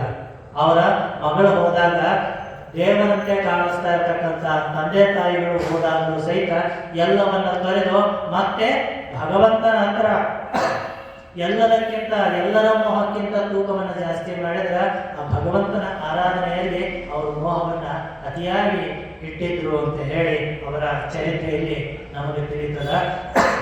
ಈ ರೀತಿಯಾಗಿರ್ತಕ್ಕಂಥ ಧರ್ಮ ಕೀರ್ತಿ ದ್ವಯಂ ಸ್ಥಿರಂ ಅಂತ ಹೇಳ್ತಾರೆ. ಇದು ಯಾವುದು ಕೂಡ ಯಾವ ಅಸ್ಥಿರಂ ಪುತ್ರಧಾರಾಧ್ಯ ಪುತ್ರ ಮಕ್ಕಳು ಸತಿ ಸುತ ಮನೆ ಮಠ ಇದ್ಯಾವುದು ಕೂಡ ಅಸ್ಥಿರವಾಗಿರ್ತಕ್ಕಂಥದ್ದು. ಹಂಗಂತ ಹೇಳಿದ್ರೆ ಸಂಪತ್ತು ಮಾಡಬಾರ್ದು ಅಂದ್ರೆ ಆಚಾರ ಅಂತೇಳಿ ಹೌದು ಇಷ್ಟೆಲ್ಲ ಹೇಳಕತ್ತೇನೆ ಹಂಗಂದ್ರೆ ಏನು ಸಂಪತ್ತು ಮಾಡಬಾರ್ದು ಅನ್ಸುತ್ತೆ ಅಂತೇಳಿ ಅದಕ್ಕೆ ಇನ್ನೊಂದು ಕಡೆ ಹೇಳ್ತಾರೆ ಏನು ಅಂತ ಹೇಳಿದ್ರೆ ಅಜರಾಮರವತ್ರಾಜ್ಞ ವಿದ್ಯಾಮತ್ತಂಚ ಸಾಧಯೇ ಗೃಹೀತ ದಿವಕೇಶೇಶು ಮೃತ್ಯುನಾ ಧರ್ಮಮಾಚರೇ ಅಂತ ಹೇಳ್ತಾರೆ. ಹಾಗಾಗಿ ಸಂಪತ್ತು ಮಾಡಬಾರ್ದಂದ್ರೆ ಎಲ್ಲ ಅಸ್ಥಿರ ಅಂತ ಹೇಳಿದ್ರೆ ಸಂಪತ್ತು ಮಾಡಬಾರ್ದಂದ್ರೆ ಅಂತ ಹೇಳಿದ್ರೆ ಹೇಳ್ತಾರ ಅಜರಾಮರವತ್ ಪ್ರಾಜ್ಞ ವಿದ್ಯಾ ಅರ್ಥಂಚ ಸಾಧಯೇ ಅಂತ ಹೇಳ್ತಾರೆ. ನಾನು 100 ಕಾಲ ಸಾಕಷ್ಟು ವರ್ಷಗಳ ಕಾಲ ಬದುಕ್ತೀನಿ ಅಂತ ಹೇಳಿ ನಾವೆಲ್ಲ ಸಾಕಷ್ಟು ಜ್ಞಾನಾರ್ಜನೆಯನ್ನ ಮಾಡಬೇಕು, ಸಾಕಷ್ಟು ಸಂಪತ್ತನ್ನು ಗಳಿಸಬೇಕಂತ. ಹೌದು ನಾವೆಲ್ಲ ಇದನ್ನ ಮಾಡ್ತೀವಿ. ಇದು ಒಂದು ಲೈನ್ ಮುಂದೊಂದು ಲೈನ್ ಐತಲ್ರಿ ಆ ಸುಭಾಷಿತಕಾರ ಹೇಳಿರೋ ಮುಂದಿನ ಲೈನನ್ನು ಬಿಟ್ಟು ಇದೊಂದು ಲೈನನ್ನ ಜಗತ್ತಿನಲ್ಲಿ ಇರ್ತಕ್ಕಂಥವ್ರು ಎಲ್ಲರೂ ಪಾಲನೆ ಮಾಡ್ತಾರೆ. ನನಗೆ ಸಾವೇ ಇಲ್ಲ, ನನ್ನ ಸಾಯೋದೇ ಇಲ್ಲ, ಸಾಕಷ್ಟು ಜ್ಞಾನವನ್ನು ಗಳಿಸಬೇಕು, ಸಾಕಷ್ಟು ಸಂಪಾದನೆಯನ್ನು ಮಾಡಬೇಕು ಅಂತ ಹೇಳಿ ಅದನ್ನು ಕಲಿಬೇಕು ಇದನ್ನು ಕಲಿಬೇಕು ಅಂತ ಕಲಿತು ಸಿಕ್ಕಾಗ ರೊಕ್ಕ ಮಾಡಿರ್ತಾರ ಮನುಷ್ಯ. ಆ ಮಾಡಿದ ರೊಕ್ಕನ ಹೆಂಗೆ ಖರ್ಚು ಮಾಡಬೇಕು ಅಂತ ಮುಂದೆ ಹೇಳ್ತಾರ. ಗೃಹೀತ ದಿವಕೇಶೇಶು ಮೃತ್ಯುನಾ ಧರ್ಮಮಾಚರೇ ಅಂತ ಹೇಳ್ತಾರೆ. ಇನ್ನೇನು ಭಗವಂತನಾಗಿರ್ತಕ್ಕಂಥ ಯಮಧರ್ಮ ನಮ್ಮನ್ನ ಈ ಲೋಕದಿಂದ ಪರಲೋಕಕ್ಕೆ ತೆಗೆದುಕೊಂಡು ಹೋಗಿರ್ತಕ್ಕಂಥ ಯಮಧರ್ಮ ಪಾಷಾಣ ನನ್ನ ತಲೆ ಮೇಲೆ ಹಿಡ್ಕೊಂಡಾನ. ಯಾವತ್ತ ಅದನ್ನು ನನ್ನ ಕೊಳ್ಳಿಗೆ ಹಾಕಿ ತಗೊಂಡು ಹೋಗ್ತಾನೋ ಗೊತ್ತಿಲ್ಲ. ಹಾಗೆ ಆ ರೀತಿಯಲ್ಲಿ ಸಂಪಾದನೆ ಮಾಡಬೇಕಾದ್ರೆ ನಾನು 100 ವರ್ಷಗಳ ಕಾಲ ಆರಾಮಾಗಿ ಸಂತೋಷವಾಗಿ ಇರ್ತೀನಿ ಅಂತ ಹೇಳಿ ಆರೋಗ್ಯವಂತನಾಗಿ ಬಾಳ್ತೀನಿ ಅಂತ ಹೇಳಿ ಸಾಕಷ್ಟು ಸಂಪಾದನೆಯನ್ನು ಮಾಡಬೇಕು. ಆ ರೀತಿ ಸಂಪಾದನೆಯನ್ನು ಮಾಡಿರ್ತಕ್ಕಂಥದ್ದನ್ನ ಯಾವುದಾದ್ರೂ ಧರ್ಮ ಕಾರ್ಯವನ್ನು ಮಾಡಬೇಕಾದ್ರೆ ಯಾವ ರೀತಿ ಧರ್ಮ ಕಾರ್ಯವನ್ನು ಮಾಡಬೇಕು ಅಂತ ಹೇಳಿದ್ರೆ ಭಗವಂತ ನಾನೇ ಹಿಡ್ಕೊಂಡು ಅಲ್ಲಾಡ್ಸಕತ್ತಾನ ಪಾಶನ ಯಾವತ್ತು ನನ್ನ ಕೊಳ್ಳಿಗೆ ಹಾಕ್ತಾನೋ ಗೊತ್ತಿಲ್ಲ. ಇನ್ನೇನು ಹಾಕಬಹುದು, ಇನ್ನೇನು ಅವನ ಕತ್ತಿ ನನ್ನ ತಲೆಯನ್ನು ಕತ್ತರಿಸಬಹುದು. ಹಾಗಾಗಿ ಆ ರೀತಿಯಲ್ಲಿ ನಾನು ಸಂಪಾದನೆ ಮಾಡಿರ್ತಕ್ಕಂಥದ್ದನ್ನ ಧರ್ಮ ಕಾರ್ಯವನ್ನು ಮಾಡಬೇಕು ಅಂತ ಹೇಳಿ ಧರ್ಮ ಕಾರ್ಯವನ್ನು ಮಾಡಬೇಕು. ಯಾವತ್ತ ನಮಗ ಮೃತ್ಯು ಬರ್ತದ ಅಂತ ಗೊತ್ತಿಲ್ಲ, ಆ ಮೃತ್ಯು ಹಿಂದ ಐತಿ, ನಮ್ಮ ಬೆನ್ನ ಹಿಂದ ಐತಿ ಅಂತ ಹೇಳಿ ತಿಳ್ಕೊಂಡು ಧರ್ಮ ಕಾರ್ಯವನ್ನು ಮಾಡಬೇಕು. ನಾವು ಸಂಪಾದನೆಯನ್ನು ಮಾಡಬೇಕಾದ್ರೆ 100 ಕಾಲ ಚೆನ್ನಾಗಿರ್ತೀನಿ ಅಂತ ಸಂಪಾದನೆಯನ್ನು ಮಾಡಬೇಕು ಅಂತ ಹೇಳ್ತಾರೆ. ಬಹಳಷ್ಟು ಜನ ಮೊದಲಿನ ಒಂದ ಮಾಡ್ತೀವಿ. ಆದ್ರೆ ಧರ್ಮ ಕಾರ್ಯವನ್ನು ಮಾಡಬೇಕಾದ್ರೆ ಯೋಚನೆ ಮಾಡೋದ್ರ ನನಗೆ ನಾಳೆ ಕೊಡೋಣ ತಗೋರಿ ಈ ಗಣಪತಿ ಪಟ್ಟಿ ಬರ್ತಾವ ನೋಡ್ರಿ. ನಿಮ್ಮೂರಾಗ ಅದಾವನ್ರಿ ಆ ಪಟ್ಟಿ ಪದ್ಧತಿ ಅದಾವಲ್ರಿ? ಏನು ಅಲ್ಲ ನಮ್ಮ ಕಡೆ ಎಲ್ಲ ಇರ್ತಾವ್ರಿ ಪಟ್ಟಿ ಅಂತ ಹೇಳ್ಬಿಟ್ಟು ಮನೆಗೆಲ್ಲ ಹೋಗ್ತಾರೆ. ಗಣಪತಿ ಪಟ್ಟಿ ಪದ್ಧತಿ ಐತಿ ಇನ್ನೂ ಐತಿ. ಆ ಪಟ್ಟಿ ಅಂತ ಬರ್ತಾವ ನೋಡ್ರಿ. ಆ ಹೇಳಿದಾಗ ಯಾಕೆ ಕೊಡ್ತೀವಿ ಅಂತ ಹೇಳಿದ್ರೆ ನಾವು ನಮ್ಮ ಹತ್ರ ಸಾಕಷ್ಟು ಸಂಪಾದನೆ ಮಾಡಿಟ್ಟು ಸಹಿತ ಏನು ಮಾಡ್ತೀವಿ ಅಂತ ಹೇಳಿದ್ರೆ ಅವ್ರ ಪಟ್ಟಿ ಕೊಡ್ಬೇಕಾ? ಹೋದ ವರ್ಷ 11 ರೂಪಾಯಿ ಕೊಟ್ಟಿದ್ವಿ, 11 ರೂಪಾಯಿ ಬರ್ಕೋತಾವ. ಹೌದಿಲ್ಲ? ಇಲ್ಲ ಅಂತ ಹೇಳಿದ್ರೆ ಇಲ್ಲ. ಆ ವ್ಯಕ್ತಿ ಹೇಳ್ತಾನೆ ಜಾಸ್ತಿ ಕೊಡ್ಲಿ ಅಂತ ಹೇಳ್ಬಿಡ್ತಾರೆ. ಇಲ್ಲಿ ಬಾಜು ಮನೆಯವರು 51 ರೂಪಾಯಿ ಕೊಟ್ಟಾರ, 101 ರೂಪಾಯಿ ಕೊಟ್ಟಾರ ಅಂತ ಹೇಳ್ತಾರ. ಇಲ್ಲ ಅಂತ ಹೇಳಿದ್ರೆ ಆ ಪಟ್ಟಿ ಪುಸ್ತಕ ಇಟ್ಕೊಂಡು ಯಾರ್ಯಾರು ಎಷ್ಟೆಷ್ಟು ಕೊಟ್ಟಾರ ಅಂತಂದ್ರೆ ನಾವು ಕೊಡೋದು ಇರಲಿ, ನಾವು ಕೊಡೋದು ಅದು ಸ್ಪೆಂಡಲ್ಲಿ ಎಷ್ಟು ಕೊಡ್ತೀವಿ ಅನ್ನೋದು ನಮ್ಗೆ ಬರ್ತದತಿ. ಎಲ್ಲ ಯಾರ್ಯಾರು ಎಷ್ಟೆಷ್ಟು ಕೊಟ್ಟಾರ ಎಲ್ಲ ಒಂದು ತಾಸು ನೋಡಿ ಆಯ್ತು 11 ರೂಪಾಯಿ ಬೇಕು ಅಂತೇಳಿ ಕಳ್ಸೋದು. ಭಾಳ 11 ರೂಪಾಯಿ ಕೊಟ್ಟವು ನಮ್ದು 11 ರೂಪಾಯಿ ತಗೋಬೇಕು ಅಂದ್ರೆ ಈ ಥರ ಪಟ್ಟಿ ಪದ್ಧತಿ ಅಂತ ಹೇಳಿದ್ರೆ ಧರ್ಮ ಕಾರ್ಯವನ್ನು ಮಾಡಬೇಕಾದ್ರೆ ಯಾವ ರೀತಿ ಧರ್ಮ ಕಾರ್ಯವನ್ನು ಮಾಡಬೇಕು ಅಂತ ಹೇಳಿದ್ರೆ ಮೃತ್ಯುನಾ ಧರ್ಮಮಾಚರಣೆ ಅಂತ ಹೇಳ್ತಾರೆ. ಮೃತ್ಯು ಅಂತಕ್ಕಂಥವನು ಯಾವತ್ತು ತಗೊಂಡು ಹೋಗ್ತಾನೋ ಗೊತ್ತಿಲ್ಲ, ಆ ರೀತಿಯಲ್ಲಿ ಧರ್ಮ ಕಾರ್ಯವನ್ನ ಮಾಡಬೇಕು ಅಂತೇಳಿ. ಆ ಧರ್ಮ ಕಾರ್ಯವನ್ನ ಮಾಡಿರ್ತಕ್ಕಂಥ ಧರ್ಮ ಕಾರ್ಯ ಚಿರಕಾಲ ಉಳಿತದೆ. ಈ ರೀತಿಯಾಗಿ ಧರ್ಮ ಕಾರ್ಯವನ್ನ ಮಾಡಿರ್ತಕ್ಕಂಥವ್ರು ಶಿಶುನಾಳ ಶರೀಫರಾಗಿರ್ಬೋದು, ಸಾಕಷ್ಟು ಜನ ಬಸವಾದಿ ಶಿವಶರಣರಾಗಿ ಹೋಗ್ತಾರ. ಅದರ ಜೊತೆಗೆ ಧರ್ಮವನ್ನ ಉದ್ಧಾರ ಮಾಡಬೇಕು. ಇಲ್ಲಿರ್ತಕ್ಕಂಥ ಎಲ್ಲರಿಗೂ ಸಹಿತ ಮತ್ತೆ ಆ ಭಗವಂತನಿಗೆ ನೆಲೆಯನ್ನ ಒದಗಿಸಿಕೊಡಬೇಕು. ಮತ್ತೆ ಇಲ್ಲೆಲ್ಲ ಜನರಿಗೂ ಉಳಿಲಿಕ್ಕೆ, ತಗಲಿಕ್ಕೆ, ಭಗವಂತನ ಒಂದು ಆಶೀರ್ವಾದವನ್ನು ಪಡೆಯಲಿಕ್ಕೆ, ಭಗವಂತನ ಕೃಪಾಶೀರ್ವಾದವನ್ನು ಪಡೆದು ಪುನೀತರಾಗಲಿಕ್ಕೆ ಅನುಕೂಲವನ್ನು ಮಾಡಿಕೊಟ್ಟಿರತಕ್ಕಂಥವರು ಧರ್ಮ ಕಾರ್ಯದಲ್ಲಿ ಸಾಕಷ್ಟು ಸಂಪಾದನೆ ಮಾಡಿದ್ರು. ಆ ಕಾಲದಲ್ಲಿ ಅವರಂತ ಶ್ರೀಮಂತ ಯಾರು ಇರಲಿಲ್ಲ. ರಾಣಿ ಅಹಲ್ಯಾಬಾಯಿ ಹೋಳ್ಕರ್ ಅವರಂತ ಶ್ರೀಮಂತ ವ್ಯಕ್ತಿ ಯಾರು ಇರಲಿಲ್ಲ.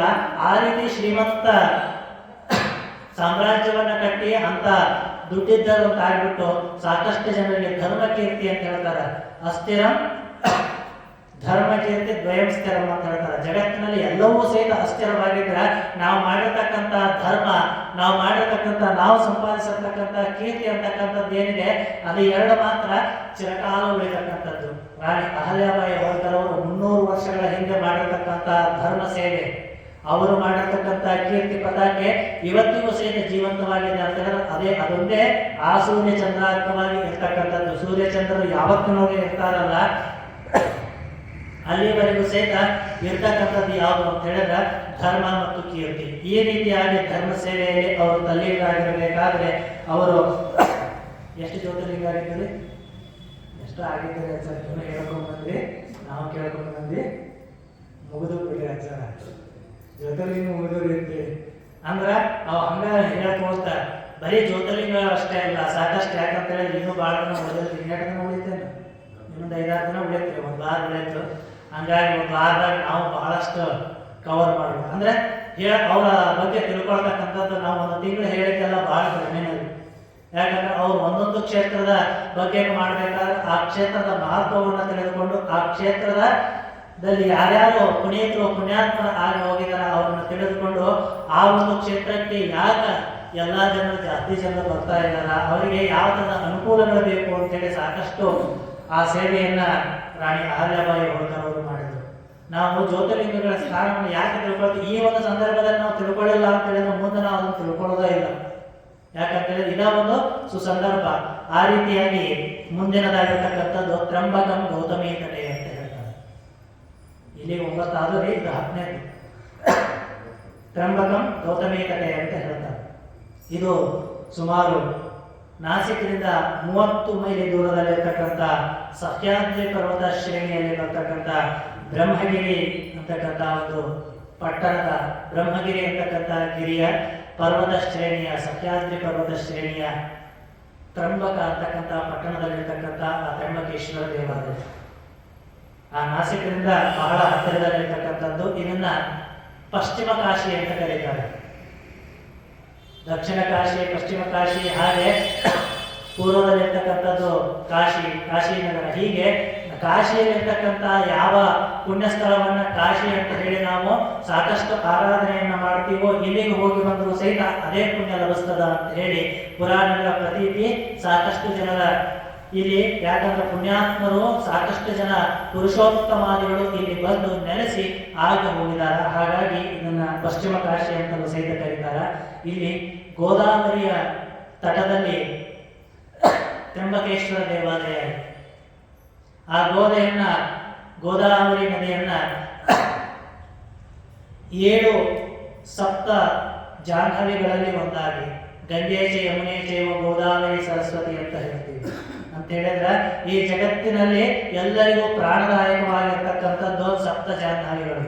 ಭಾರತದ ಸಮಗ್ರ ಭಾರತವನ್ನು ನಾವು ನೋಡಬೇಕು ಅಂತ ಹೇಳಿದ್ರೆ ಸಪ್ತ ಜಾಹ್ನವಿಗಳನ್ನ ನಾವು ನೋಡಬೇಕು. ಸಪ್ತ ಜಾಹ್ನವಿಗಳಲ್ಲಿ ನಿಂತು ಬಂದ್ರೆ ಅವರಿಗೆ ಪುಣ್ಯ ಲಭಿಸ್ತದ ಅಂತ ಹೇಳ್ತಾರೆ. ಆ ರೀತಿ ಪುಣ್ಯ ಪಾವನರಾಗಿರ್ತಕ್ಕಂಥ ಸಪ್ತ ನದಿಗಳಲ್ಲಿ ಒಂದಾಗಿರ್ತಕ್ಕಂಥದ್ದು ಗೋದಾವರಿ. ಇದನ್ನ ದಕ್ಷಿಣದ ಗಂಗೆ ಅಂತಲೂ ಸಹಿತ ಕರೆಯಲಾಗುತ್ತದೆ. ಈ ರೀತಿಯಾಗಿರ್ತಕ್ಕಂಥ ಗಂಗೆಯ ಉಗಮ ಯಾವ ರೀತಿ ಆಯಿತು ಅಂತ ಹೇಳಿದ್ರೆ ಅದರ ಮೊದಲು ನಾವು ನಾಸಿಕವನ್ನು ನೋಡಬೇಕು. ನಾಸಿಕ್ ಪಟ್ಟಣ. ನಾಸಿಕ್ ಅಂದ ತಕ್ಷಣ ನಮಗೆ ಒಂದು ಕಥೆ ನೆನಪು ಬರ್ತದೆ, ಬಹಳಷ್ಟು ಜನಕ್ಕೂ ಗೊತ್ತೈತಿ. ಇಲ್ಲಿ ಭಗವಾನ್ ಶ್ರೀರಾಮಚಂದ್ರ ಪ್ರಭು ಶ್ರೀರಾಮಚಂದ್ರನ ಇರ್ತಕ್ಕಂಥ ವಾಸ ಬಂದು ಇಲ್ಲಿ ನೆಲೆಸಿ ವಾಸವಾಗಿದ್ದ ಅಂತ ಹೇಳಿದ್ರೆ, ಅವನು ವನವಾಸದ ಸಂದರ್ಭದಲ್ಲಿ ಈ ಪ್ರದೇಶದಲ್ಲಿ ಬಂದು ಎಷ್ಟೋ ದಿನಗಳ ಕಾಲ ವಾಸವಾಗಿದ್ದ ಅಂತ ಕಥೆ ಕೇಳಿ ಬರ್ತದ. ಆ ಸಂದರ್ಭದಲ್ಲಿ ಶೂರ್ಪಣಖ ಅಂತ ಏನು ರಾವಣನ ತಂಗಿ ಆಗಿರ್ತಕ್ಕಂಥ ಶೂರ್ಪಣಖ ಇವರಿಗೆ ಬಂದು ವಿನಾಕಾರಣ ಇವರನ್ನ ಪೀಡಿಸಿರುವುದರಿಂದ ರಾಮನ ಆದೇಶದಂತೆ ಲಕ್ಷ್ಮಣ ಅವಳ ಮೂಗು ಮತ್ತೆ ಅವಳ ಕಿವಿಗಳನ್ನು ಕತ್ತರಿಸಿದ ಅಂತ ಹೇಳಿ ಈ ಒಂದು ಪ್ರದೇಶದಲ್ಲಿ ಕತ್ತರಿಸಿದ. ಅದಕ್ಕೆ ಸಂಸ್ಕೃತದಲ್ಲಿ ಮೂಗಿಗೆ, ಕನ್ನಡದಲ್ಲಿ ಮೂಗಿಗೆ, ಸಂಸ್ಕೃತದಲ್ಲಿ ನಾಸಿಕ ಅಂತ ಹೇಳ್ತಾರೆ.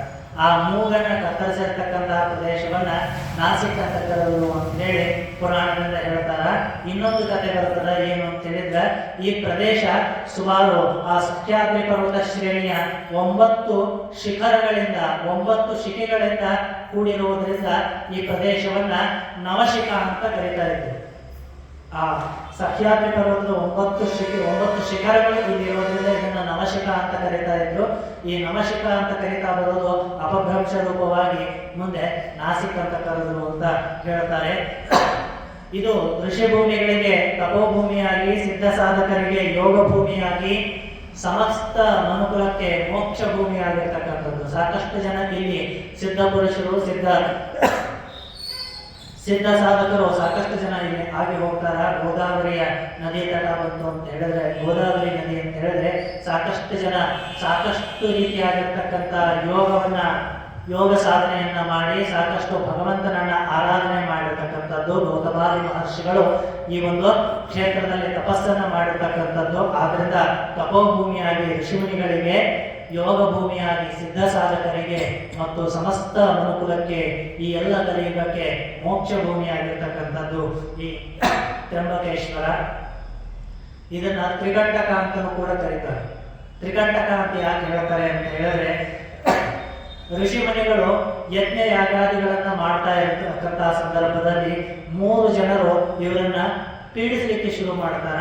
ಆ 3 ಜನ ರಾಕ್ಷಸರು, ಖರ, ದೂಷಣ, ತ್ರಿಶಿರ ಆಗ್ತಕ್ಕಂಥ 3 ಜನ ರಾಕ್ಷಸರು ಇವರನ್ನ ಸಾಕಷ್ಟು ಪೀಡಿಸಲಿಕ್ಕೆ ಶುರು ಮಾಡ್ತಾರ. ಆ ಸಂದರ್ಭದಲ್ಲಿ ರಾಮನನ್ನ ಕರೆತಂದು ಆ ರಾಕ್ಷಸರನ್ನ ಸಂಹಾರ ಮಾಡಲಾಯಿತು. ಹಾಗಾಗಿ ಆ 3 ರಾಕ್ಷಸರನ್ನ ಸಂಹಾರ ಮಾಡಿರ್ತಕ್ಕಂಥ ಪ್ರದೇಶವನ್ನ ತ್ರಿಕಂಟಕ ಅಂತ ಕರೆದ್ರು. ಆ ತ್ರಿಕಂಟಕವೇ ಮುಂದೆ ತ್ರ್ಯಂಬಕೇಶ್ವರ ಆಯಿತು ಅಂತ ಹೇಳಿ. ಇದೇ ಒಂದು ನಗರದಲ್ಲಿ ಬ್ರಹ್ಮದೇವನು ಸಹಿತ ಭಗವಂತನಾಗಿರ್ತಕ್ಕಂಥ ಪರಶಿವನನ್ನ ಕುರಿತು ಪದ್ಮಾಸನದಲ್ಲಿ ಕುಳಿತು ತಪಸ್ಸನ್ನ ಮಾಡಿರ್ತಕ್ಕಂಥ ಸ್ಥಳವನ್ನ ಬ್ರಹ್ಮಗಿರಿ ಅಂತಾನು ಕರೆದು, ಅದರ ಜೊತೆಗೆ ಪದ್ಮನಗರ ಅಂತಾನು ಕೂಡ ಕರೆದು. ಯಾಕಂತ ಹೇಳಿದ್ರೆ, ಪದ್ಮಾಸನದ ಸ್ಥಿತಿಯಲ್ಲಿ ಸಾಕ್ಷಾತ್ ಬ್ರಹ್ಮನೇ ಶಿವನನ್ನ ಪ್ರಾರ್ಥನೆ ಮಾಡಿರ್ತಕ್ಕಂಥ ಸ್ಥಳವನ್ನ ಈ ರೀತಿಯಾಗಿ ನಾವು ನೋಡಬೇಕಾದ್ರೆ, ತ್ರ್ಯಂಬಕೇಶ್ವರದಲ್ಲಿ ಹುಟ್ಟಿರ್ತಕ್ಕಂಥ ನದಿ ನಾಸಿಕ ಪ್ರದೇಶದಲ್ಲಿ ಬರಬೇಕಾದ್ರೆ ನಾಸಿಕವನ್ನ 2 ಭಾಗ ಮಾಡ್ತದೆ.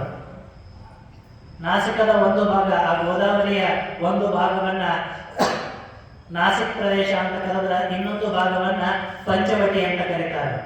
ಆ ಪಂಚವಟಿ ಪ್ರದೇಶವು ಸಹಿತ ರಾಮನ ಪಾದಧೂಳಿನಿಂದ ಪುನೀತವಾಗಿರ್ತಕ್ಕಂಥ ಪ್ರದೇಶ. ಇದಕ್ಕೆ ಪಂಚವಟಿ ಅಂತ ಹೇಗೆ ಬಂತು ಅಂತ ಹೇಳಿದ್ರೆ, ಸೂರ್ಯದೇವ ಅಶ್ವಿನಿ ರೂಪದಲ್ಲಿ ಬಂದು ಉಷೆಯೊಡನೆ ಇಲ್ಲಿ ವಿಲಾಸಗಳನ್ನ ಮಾಡಿರ್ತಕ್ಕಂಥ ಸಾಕಷ್ಟು ಇತಿಹಾಸಗಳ ನಮಗೆ ಪುರಾಣಗಳಿಂದ ಒದಗಿ ಬರ್ತದ. ಆ ವಿಲಾಸದಲ್ಲಿ ಅಶ್ವಿನಿ ಕುಮಾರರ ಜನನವಾಯಿತು, ಸೂರ್ಯನ ಮಕ್ಕಳಾಗಿರ್ತಕ್ಕಂಥ ಅಶ್ವಿನಿ ಕುಮಾರರ ಜನನವಾಯಿತು. ಸಾಕಷ್ಟು ವನೌಷಧಿಗಳನ್ನು ತೆಗೆದುಕೊಂಡು ಸಾಕಷ್ಟು ದೇವ ವೈದ್ಯರಾಗಿ ಹೊರಹೊಮ್ಮುತ್ತಾರೆ ಅಶ್ವಿನಿ ದೇವತೆಗಳು ಅಂತ ಹೇಳಿ ಕೇಳ್ತೀವಿ. ಅಂತ ಅಶ್ವಿನಿ ದೇವತೆಗಳು ಹೊರಹೊಮ್ಮಿರ್ತಕ್ಕಂಥ ಸ್ಥಳ, ಅಲ್ಲಿ ಪಂಚವಟುಗಳಿರ್ತಾರೆ. ಅಶ್ವಿನಿ ರೂಪದಲ್ಲಿರ್ತಕ್ಕಂಥ ಸೂರ್ಯನನ್ನ, ಅಶ್ವರೂಪದಲ್ಲಿರ್ತಕ್ಕಂಥ ಸೂರ್ಯನನ್ನ ನೋಡಿ ಅಪಹಾಸ್ಯ ಮಾಡಿ ನಗತಾರಂತ. ಆ ಸಂದರ್ಭದಲ್ಲಿ ಸೂರ್ಯ ಪ್ರತ್ಯಕ್ಷನಾಗಿ ಆ ಪಂಚವಟುಗಳಿಗೆ ಶಾಪವನ್ನು ಕೊಡ್ತಾನ, ನೀವು ಇಲ್ಲಿ ವಟವೃಕ್ಷವಾಗಿ ಉಳಿಯಿರಿ ಅಂತ ಹೇಳಿ. ಆಮೇಲೆ ಮುನಿಯ ಪ್ರಾರ್ಥನೆಯಂತೆ ಆ ಪಂಚವಟುಗಳಿಗೂ ಮೋಕ್ಷ ಯಾವಾಗ ದೊರೆತದ ಅಂತ ಹೇಳಿದ್ರೆ, ಪ್ರಭು ಶ್ರೀರಾಮಚಂದ್ರನ ವಿಷ್ಣುವಿನ ಜನ್ಮ ಯಾವಾಗ ಆಗ್ತದ, ಯಾವ ಸಂದರ್ಭದಲ್ಲಿ ಅವನ ಪಾದಸ್ಪರ್ಶ ಈ ಭೂಮಿಗೆ ಆಗ್ತದಲ್ಲ, ಅವಾಗ ಅವನು ಈ ಪ್ರದೇಶಕ್ಕೆ ಬಂದಾಗ ಇವರಿಗೆ ಮೋಕ್ಷ ಸಿಗ್ತದ ಅಂತ ಹೇಳಿ ಆ ಒಂದು ಶಾಪದ ವಿಮೋಚನೆಯ ಅಸ್ತ್ರವನ್ನು ಸಹಿತ ಸೂರ್ಯದೇವ ಹೇಳ್ದ. ಆ ರೀತಿಯಾಗಿ ಪಂಚ ವಟವೃಕ್ಷಗಳಿರ್ತಕ್ಕಂಥ ಪ್ರದೇಶವನ್ನ ಪಂಚವಟಿ ಅಂತ ಕರೆದ್ರು. ಆ ಪ್ರದೇಶಕ್ಕೆ ಬಂದಾಗ ಅಲ್ಲಿರ್ತಕ್ಕಂಥ ಋಷಿಕುಮಾರರ ಆ ಒಂದು ಪಂಚವಟುಗಳ ಮೋಕ್ಷವನ್ನ ಹೊಂದಿ ಆ ಪಂಚವಟುಗಳು ಸಹಿತ ವೃಕ್ಷ ರೂಪವನ್ನ ತ್ಯಜಿಸಿ ಮತ್ತೆ ಮಾನವ ರೂಪವಾಗಿ ಋಷಿಗಳ ರೂಪವನ್ನ ತಾಳಿ ಮತ್ತೆ ಮೋಕ್ಷದ ಹಾದಿಯನ್ನು ಹಿಡಿದು ಅಂತ ಹೇಳಿ ರಾಮಾಯಣದ ವಾಲ್ಮೀಕಿ ರಾಮಾಯಣದ ಕಥಾ ಪರಂಪರೆಯಲ್ಲಿ ಕೇಳಿ ಬರ್ತದೆ. ಈ ರೀತಿಯಾಗಿರ್ತಕ್ಕಂಥ ನಗರ ಗೋಧೆಯ ಉಗಮ ಹೇಗಾಯಿತು ಅಂತ ಹೇಳಿದ್ರೆ ಗೌತಮ ಮಹರ್ಷಿ ಅಂತ ಆಗಿ ಹೋಗ್ತಾರ. ಆ ಗೌತಮ ಮಹರ್ಷಿ ಒಂದು ಸಾರಿ ಆ ಒಂದು ಪ್ರದೇಶಕ್ಕೆ ಬಂದಿರ್ತಾರ. ಬರಗಾಲ ಇರ್ತದೆ. ಬರಗಾಲ ಇದ್ದಾಗ ಭಗವಂತನನ್ನ ವರುಣದೇವನನ್ನ ಕುರಿತು ತಪಸ್ಸನ್ನ ಮಾಡ್ತಾನ. ವರುಣದೇವರನ್ನ ತಪಸ್ಸನ್ನ ಮಾಡಿದಾಗ ವರುಣದೇವ ಪ್ರತ್ಯಕ್ಷನಾಗ್ತಾನ. ಪ್ರತ್ಯಕ್ಷನಾದ ತಕ್ಷಣ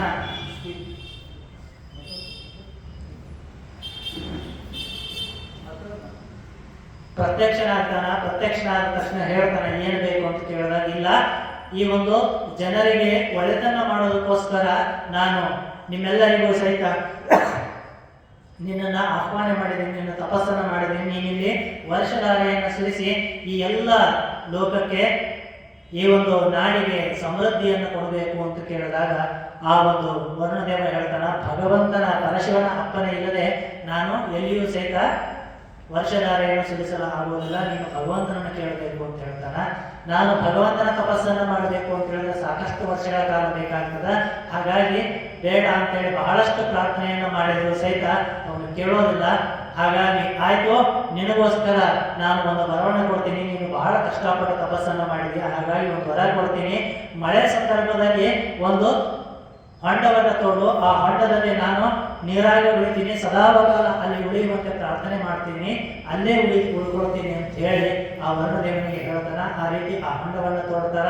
ಆ ನೀರು ಬಂದಿರತಕ್ಕಂಥದ್ದನ್ನ ಸಾಕಷ್ಟು ಎಷ್ಟು ಜೀವರಾಶಿಗಳು ಸಹಿತ ಬಳಸಿದ್ರು ಸಹಿತ ಖಾಲಿ ಆಗುವುದಿಲ್ಲ ಆ ಪ್ರದೇಶ.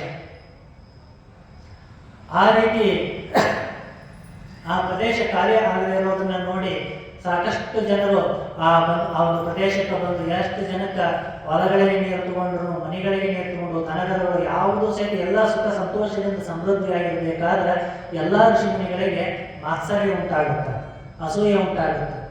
ಏನು ಅಸೂಯೆ ಉಂಟಾಗ್ತದ ಅಂತ ಹೇಳಿದ್ರೆ ನಮ್ಮ ಅಸೂಯೆ ಬೇರೆ, ಅವರ ಅಸೂಯೆಗಳು ಬೇರೆ. ಋಷಿಮುನಿಗಳು ಯಾಕೆ ಅಸೂಯೆ ತಾಳಿದ್ರು ಅಂತ ಮುಂದೆ ಹೇಳ್ತೀನಿ. ಅವರಿಗೆ ಈ ಭಗವಂತನ ಗೌತಮನ ಪ್ರಸಿದ್ಧಿ ಇಷ್ಟೆಲ್ಲ ಹೊರಟದಲ್ಲ, ಇದನ್ನ ಹೆಂಗಾರ ತಡಿಬೇಕು ಅಂತೇಳಿ ಗಣಪತಿ ಪ್ರಾರ್ಥನೆ ಮಾಡ್ತಾರಂತ. ಅವರು ನಮ್ಮ ಅಸೂಯೆಗಳು ಹೆಂಗಿರ್ತಾವ ಅಂತ ಹೇಳಿದ್ರೆ ಒಂದು ಕಡೆಗೆ ಇಬ್ಬರು ಗೆಳೆಯರು ಹೋದ್ರಂತ. ಇಬ್ಬರು ಗೆಳೆಯರು ಹೋಗಿ ತಪಸ್ಸು ಮಾಡೋಣ, ಭಗವಂತನನ್ನ ಪ್ರೇರೇಪಿಸಿಕೊಂಡು ನಮಗೆಲ್ಲ ಏನೇನು ಬೇಕು ಎಲ್ಲ ಕೇಳೋಣ ಅಂದ್ರಂತ. ಆಯ್ತು, ಇಬ್ರು ಕೂತ್ಕೊಂಡ್ರ ಏಕಸ್ತಪ ವಿರದ್ಯ ಏನ್ ಹೇಳ್ತಾರ, ಓದ್ಬೇಕು ಅಂತ ಹೇಳಿದ್ರೆ ಇಬ್ರು ಇರ್ಬೇಕು, ತಪಸ್ಸನ್ನ ಮಾಡ್ಬೇಕಾದ್ರೆ ಒಬ್ಬರೇ ಇರ್ಬೇಕು. ಹಾಗಾಗಿ ಇಬ್ರು ಒಟ್ಟಿಗೆ ಕೂತ್ಕೊಂಡು ತಪಸ್ಸು ಮಾಡಿದ್ರೆ ಭಗವಂತ ಒಲಿದಿಲ್ಲ. ಒಂದ್ ಕೆಲಸ ಮಾಡು, ನೀನು ಆ ಬೆಟ್ಟದಾಗ ಹೋಗು, ನಾನು ಈ ಗುಡ್ದಾಗ ಹೋಗ್ತೀನಿ, ಇಲ್ಲಿ ಕೂತ್ಕೊಂಡು ತಪಸ್ಸು ಮಾಡೋಣ ಅಂತ ಹೇಳಿ ಇಬ್ರು ಕೂತ್ಕೊಂಡು ಗೆಳೆಯರು ತಪಸ್ಸು ಮಾಡಕತ್ತು. ಸುಮಾರು ಒಂದು 5-6 ವರ್ಷ ಸಾಕಷ್ಟು ಕಷ್ಟಪಟ್ಟು ತಪಸ್ಸು ಮಾಡಿದ್ರು. ಒಬ್ಬ ಈ ಕಡೆ ಗುಡ್ದಾಗನ, ಒಬ್ಬ ಈ ಕಡೆ ಗುಡ್ದಾಗನ, ಇಬ್ರು ತಪಸ್ಸು ಮಾಡಿದ್ರು. ತಪಸ್ಸು ಮಾಡಿದ ತಕ್ಷಣ ಭಗವಂತ ಪ್ರತ್ಯಕ್ಷ ಆಗೋ ಕಾಲ ಬಂದಿತ್ತು. ಪ್ರತ್ಯಕ್ಷ ಆದ ಭಗವಂತ ಒಬ್ಬನ ಹತ್ರ ಪ್ರತ್ಯಕ್ಷ ಆದ ತಕ್ಷಣ ಏನು ಬೇಕಪ್ಪ ಅಂತ ಕೇಳಿದ. ಆ ವ್ಯಕ್ತಿ ಹೇಳಿದ, ಅಲ್ಲಿಗೆ ಹೋಗಿ ಇಲ್ಲಿಗೆ ಬಂದೆವು, ಡೈರೆಕ್ಟ್ ಇಲ್ಲಿಗೆ ಬಂದೆವು ಅಂತ ಹೇಳಿದ. ಇಲ್ಲಿಗೆ ಬಂದೇನಪ್ಪ ಅಂತ ಹೇಳಿದ. ನಾನು ಏನಾದ್ರು ಕೇಳಿದಕ್ಕಿನ ಅವ ಹೆಚ್ಚಿಗೆ ಕೇಳಿದ್ರೆ ಏನು ಮಾಡೋದು? ಅವ ಹೆಚ್ಚಿಗೆ ಕೇಳಿದ್ರೆ ಏನು ಮಾಡೋದು? ನಾನು 10 ಲಕ್ಷ ರೂಪಾಯಿ ಕೇಳಿದ, ನಾವು 20 ಲಕ್ಷ ರೂಪಾಯಿ ಕೇಳಿದ್ರೆ ಏನು ಮಾಡೋದು ಅಂತ ಇವನಿಗೆ ಭಾಳ ಅಷ್ಟೇ ಆಗ. ಇಲ್ಲ, 2 ವರ ಕೊಡ್ತೀನಿ, ಏನು ಬೇಕಂತ ಕೇಳಿ. ಯಾರು ಬೇಡಪ್ಪ ಭಗವಂತ, ಒಂದೇ ಕೂಡ ಸಾಕು ಅಂತ ಹೇಳಿದ. ಏನು ಬೇಕಪ್ಪ ಅಂತ ಹೇಳಿದ. ಏನಿಲ್ಲ, ಆ ಕಡೆ ಗುಡ್ದಾಗ ತಪಸ್ಸು ಮಾಡಾಕತ್ತಾನಲ್ಲ, ಅವನಿಗೆ ಏನು ಕೊಡ್ತೀಯಲ್ಲ ಅದ್ರ 2 ಪಟ್ಟು ನನಗೆ ಕೊಡು ಅಂತ ಹೇಳಿದ. ಒಂದೇ ವರ ಸಾಕು, ನನಗೇನು 2 ಬೇಡ ಅಂತ ಹೇಳಿದ. ಭಾಳ ಚಂದ ವರ ಕೇಳಿದ. ಆಯಿತು ಅಂತ ಹೇಳಿ ಆ ಗುಡ್ದಾಗಿದ್ದ ಈ ಗುಡ್ದಾಗ ಭಗವಂತ ಬಂದು ಬಿಟ್ಟು, ಭಾಳ ನನ್ನ ತಪಸ್ಸೆ ಮೆಚ್ಚಿನಪ್ಪ, ಏನು ಬೇಕು ಅಂತ ಹೇಳಿದ. ಅಲ್ಲಿ ಹೋಗಿ ಇಲ್ಲಿ ಬಂದ. ಅವನಿಗೆ ಏನು ಕೊಡ್ತೀವಿ ಅಂತ ಹೇಳಿದ. ಏನೂ ಕೊಟ್ಟಿಲ್ಲಪ್ಪ ಅಂತ ಹೇಳಿದ. ನಿನಗೆ 2 ವರ ಕೊಡಬೇಕು ಅಂತ ಬಂದಿನಿ, ಏನು ಬೇಕಾದ ಕೇಳಿ ನೀನು ಅಂತ ಹೇಳಿದ. ಆಯ್ತು, ಅವನು ಏನು ಕೇಳಿದ ಹೇಳು ಅಂತ ಹೇಳಿದ. ಹೇಳಕ್ಕಾಗುದಿಲ್ಲ ಅಂತ ಹೇಳಿದ. ಇಲ್ಲ, ಅದನ್ನೊಂದು ಮೊದಲನೇ ವರ ಅನ್ಕೋ, ಏನು ಅಂತ ಹೇಳಿದ. ಅವ ಏನು ಕೇಳಿದಲ್ಲ ಅದನ್ನು ನೀನು ಹೇಳಬೇಕು ಅನ್ನೋದು ಮೊದಲನೇ ವರ ಅನ್ಕೋ ಅಂತ. ಆಯ್ತು, ನೀ ಏನು ಕೇಳ್ತಲ್ಲ ಅದ್ರ 2 ಪಟ್ಟು ಅವ ಕೇಳೋಣ ಅಂತ ಹೇಳಿದ.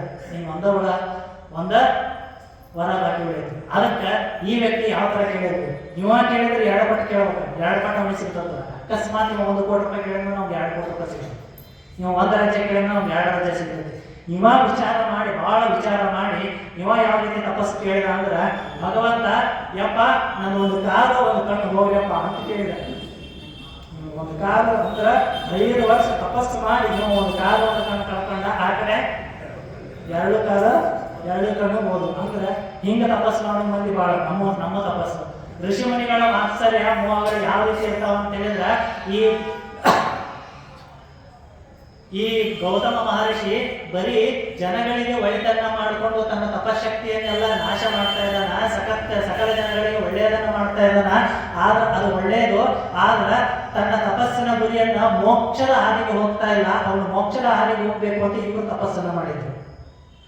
ತಪಸ್ಸನ್ನ ಮಾಡಿ ಗಣಪತಿ ಪ್ರಾರ್ಥನೆ ಮಾಡಿದ್ರು, ಅವನನ್ನು ಮೋಕ್ಷದ ಹಾದಿಗೆ ಕರೆದುಕೊಂಡು ಹೋಗ್ಬೇಕಪ್ಪ, ಅವನ ಹೆಸರು ಚಿರಸ್ಥಾಯಿಯಾಗಿ ಉಳಿಬೇಕು, ಹಾಗೆ ಮಾಡು, ಅವನು ಮಾಡಿರ್ತಕ್ಕಂಥ ಸಾಧನೆಗಳು ಧರ್ಮಕೀರ್ತಿಗಳು ಚಿರಸ್ಥಾಯಿಯಾಗಿ ಉಳಿಬೇಕು ಅಂತ ಗಣಪತಿ ಕೇಳಿದ್ರು. ಗಣಪತಿ ಆಯ್ತು ಅಂತೇಳಿ ಏನು ಮಾಡಬೇಕು ಅವನಿಗೆ ಅಂತೇಳಿ ಹಾಗೆ ಒಂದು ಹಸುವಿನ ರೂಪದಲ್ಲಿ, ವೃದ್ಧ ಹಸುವಿನರು ಅಂದ್ರೆ ಮುದಿ ಹಸು ಆಕಳ ಥರ ಅವನು ಬಂದ. ಗಣಪತಿ ಬಂದ ತಕ್ಷಣ ನಾಳೆ ಬರ್ತಾನೆ ನಮ್ಮ ಮನೆಗೆ ಬರಾಗಿಲ್ಲ, ಹೌದಲ್ಲ?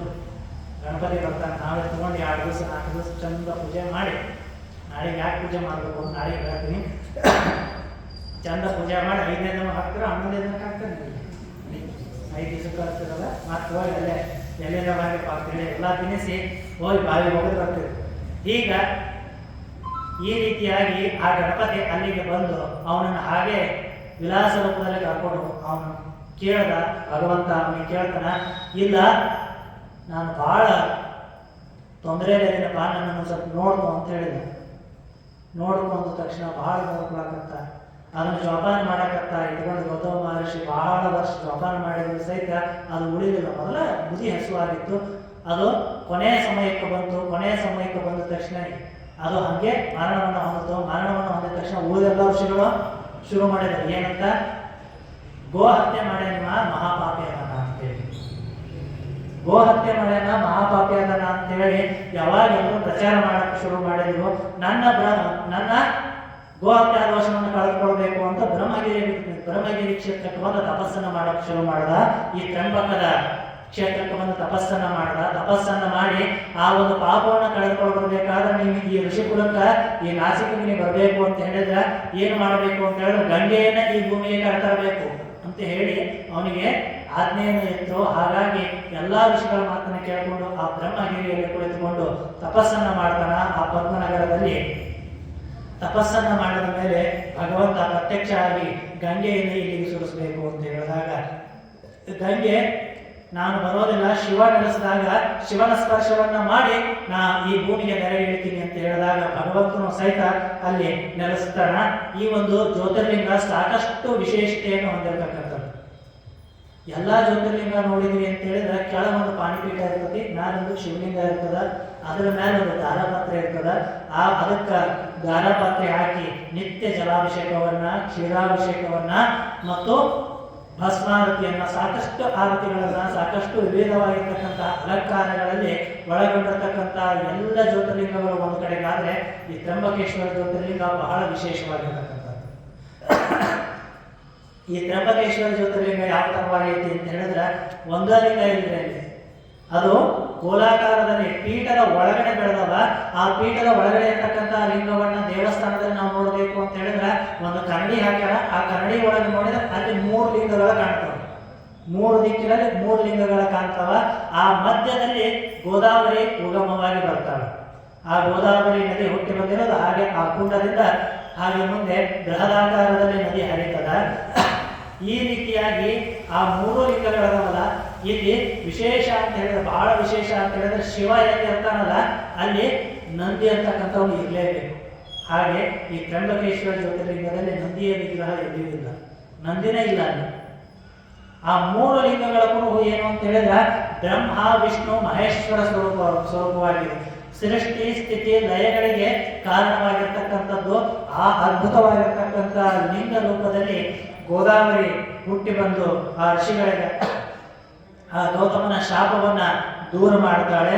ಅದೇ ತರನಾಗಿ ಸಕಲ ಜನರಿಗೂ ಒಳ್ಳೆಯದನ್ನ ಮಾಡಿ ಮತ್ತೆ ಆ ಎಲ್ಲ ಹಸು ಎಲ್ಲರಿಗೂ ಸಹಿತ ಆ ಒಡೆತನ ಮಾಡಿರ್ತಕ್ಕಂಥ ಗೋಧೆ ಉಗಮ ಈಗ ಆಯ್ತು ಅಂತ ಹೇಳ್ತಾರ. ಅದಕ್ಕೆ ಒಂದು ಕಡೆ ಹೇಳ್ತಾರ, ಸರಸ್ವತಿ ನದಿಯ ತೀರದಲ್ಲಿ ಮಾಡಿರ್ತಕ್ಕಂಥ ದಾನದ ಫಲ, ಸರಸ್ವತಿ ನದಿಯ ತೀರದಲ್ಲಿ ಸರಸ್ವತಿಯ ನದಿಯಲ್ಲಿ ಇದ್ದು ಮಾಡಿರ್ತಕ್ಕಂಥ ದಾನದ ಫಲ, ನರ್ಮದಾ ನದಿಯ ತೀರದಲ್ಲಿ ಮಾಡಿರ್ತಕ್ಕಂಥ ತಪಸ್ಸಿನ ಫಲ, ಗಂಗಾ ನದಿಯಲ್ಲಿ ನಾವು ಗಂಗಾ ನದಿ ತೀರದಲ್ಲಿ ಏನಾದರೂ ದೇಹ ತ್ಯಾಗವನ್ನು ಮಾಡಿದರೆ, ಶರೀರ ತ್ಯಾಗವನ್ನು ಮಾಡಿದರೆ ಯಾವ ಫಲಗಳು ಯಾವ ಪುಣ್ಯಗಳು ನಮಗೆ ಉಂಟಾಗ್ತದಲ್ಲ, ಆ ಥರದ ಪುಣ್ಯ ಎಲ್ಲಿ ಉಂಟಾಗ್ತದೆ ಅಂತ ಹೇಳಿದ್ರೆ ಗೋದಾವರಿಯ ನದಿ ತಟದಲ್ಲಿ ಒಂದಿಷ್ಟು ವರ್ಷಗಳ ಕಾಲ ನಾವು ವಾಸವಾಗಿದ್ದರೆ ಸಾಕು, ಆ ಗೋದಾವರಿಯ ನಿತ್ಯ ದರ್ಶನದಿಂದ ನಮ್ಮ ಜೀವನ ಪಾವನವಾಗಿ ಹೋಗ್ತದ. ಈ ಎಲ್ಲ ಫಲಗಳು ಆ ನದಿಯ ಉಗಮದಿಂದ, ಆ ನದಿಯ ಪಾವನ ಕ್ಷೇತ್ರದಿಂದ, ಆ ನದಿಯ ಒಂದು ಕ್ಷೇತ್ರದಲ್ಲಿ ವಾಸವಾಗಿರುವುದರಿಂದ ನಮಗೆ ದೊರೀತದ ಅಂತ ಹೇಳಿ ಇತಿಹಾಸಗಳಿಂದ ನಮಗೆ ತಿಳಿದು ಬರ್ತದ. ಅಂತಹ ಒಂದು ಭವ್ಯವಾಗಿರ್ತಕ್ಕಂಥ ಮಂದಿರ ಔರಂಗಜೇಬನಿಂದ ಆಕ್ರಮಣವನ್ನು ಹೊಂದಿ ನಾಶದ ಸ್ಥಿತಿಯಲ್ಲಿರ್ತಕ್ಕಂಥ ಆ ಮಂದಿರವನ್ನು ಮತ್ತೆ ಮರಾಠ ಸಾಮ್ರಾಜ್ಯದ ಮಾಳ್ವ ಸಾಮ್ರಾಜ್ಯದ ಮಹಾರಾಣಿಯಾಗಿರ್ತಕ್ಕಂಥವಳು ದೇವಿ ಅಹಲ್ಯಾಬಾಯಿ ಹೋಳ್ಕರ್ ಅವರು ಆ ಮಂದಿರವನ್ನ ಆ ಪೇಶ್ವೆಗಳೊಂದಿಗೆ ಸೇರಿ ಜೀರ್ಣೋದ್ಧಾರವನ್ನು ಮಾಡಿದರು. ಅದರ ಜೊತೆಗೇನೆ ಆ ಮಂದಿರಕ್ಕೆ ಹೋಗಬೇಕಾದ್ರೆ ಆ ನರ್ಮದೆ ಹರಿತಾ ಇರ್ತಾಳ, ಆ ನರ್ಮದೆಯನ್ನ ದಾಟಿ ಆ ಮಂದಿರಕ್ಕೆ ಹೋಗಬೇಕು. ಆ ಮಂದಿರಕ್ಕೆ ಸೇತುವೆಯನ್ನ ಆ ಸಂದರ್ಭದಲ್ಲೇ ನಿರ್ಮಾಣವನ್ನ ಮಾಡಿದ್ರು. ಅಂದರೆ 250-300 ವರ್ಷಗಳ ಹಿಂದೆ ಒಂದು ಸೇತುವೆಯ ಕಲ್ಪನೆಯನ್ನ ಆ ಒಂದು ಮಂದಿರಕ್ಕೆ ಹೋಗಬೇಕು ಅಂತ ಹೇಳಿದ್ರೆ ಆ ಭವ್ಯವಾಗಿರ್ತಕ್ಕಂಥ ಸೇತುವೆಯನ್ನು ನಿರ್ಮಾಣ ಮಾಡಿದ್ರು. ಮತ್ತೆ ಅಲ್ಲಿ ಬಂದು ಉಳಿಲಿಕ್ಕೆ ವಸತಿ ನಿಲಯ ಮತ್ತು ಸ್ನಾನದ ಘಾಟ್ಗಳನ್ನು ಸಹಿತ ನಿರ್ಮಾಣವನ್ನು ಮಾಡಿದ್ರು ಅಂತ ಹೇಳಿ ರಾಣಿ ಅಹಲ್ಯಾಬಾಯಿ ಚರಿತ್ರೆಯಲ್ಲಿ ಕೇಳಿ ಬರ್ತದ. ಈ ರೀತಿ ತಮ್ಮ ಧರ್ಮ ಕೀರ್ತಿ ದ್ವಯಂ ಸ್ಥಿರಂ ಅಂತ ಹೇಳ್ತಾರೆ. ಗೃಹೀತ ಯುವಕೇಶೇಷು ಯಾವತ್ತೂ ಸಹಿತ ನಾವು ಮೃತ್ಯುವಿನ ಹಂತದಲ್ಲಿ ಇದೀವಿ ಅಂತ ಹೇಳಿ ತಿಳಿದುಕೊಂಡು ಧರ್ಮ ಕಾರ್ಯವನ್ನು ಮಾಡಬೇಕು. ಆ ರೀತಿ ಧರ್ಮ ಕಾರ್ಯವನ್ನು ಮಾಡಿ ತಮ್ಮ ಜೀವನವನ್ನು ಪಾವನ ಮಾಡಿಕೊಂಡಿರ್ತಕ್ಕಂಥವ್ರು ಅಹಲ್ಯಾಬಾಯಿ ಅವರಿಗೆ ನಮಸ್ಕಾರಗಳನ್ನು ತಿಳಿಸ್ತಾ ನಮ್ಮೆಲ್ಲರ ಮಾತುಗಳನ್ನು ಪೂಜ್ಯ ಪಾದಾರಕ್ಕೆ ಕೇಳಿಸ್ತಾ ಇದ್ದೀನಿ. ಶುಭ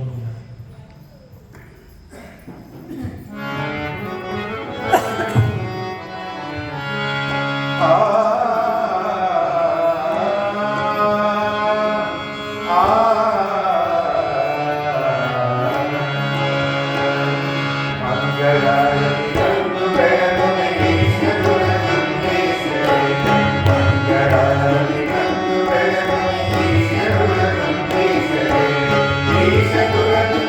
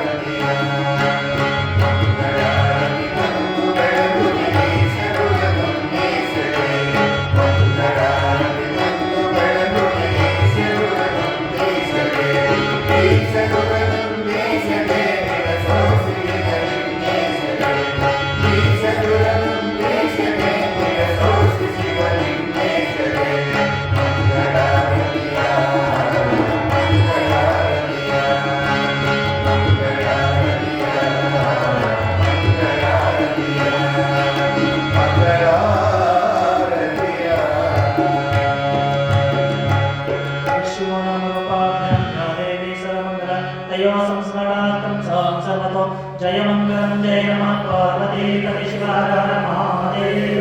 जगद्गुरु दंडेश्वर महाराज की, जगद्गुरु निजलिंगेश्वर महाराज की, जगद्गुरु शिवलिंगेश्वर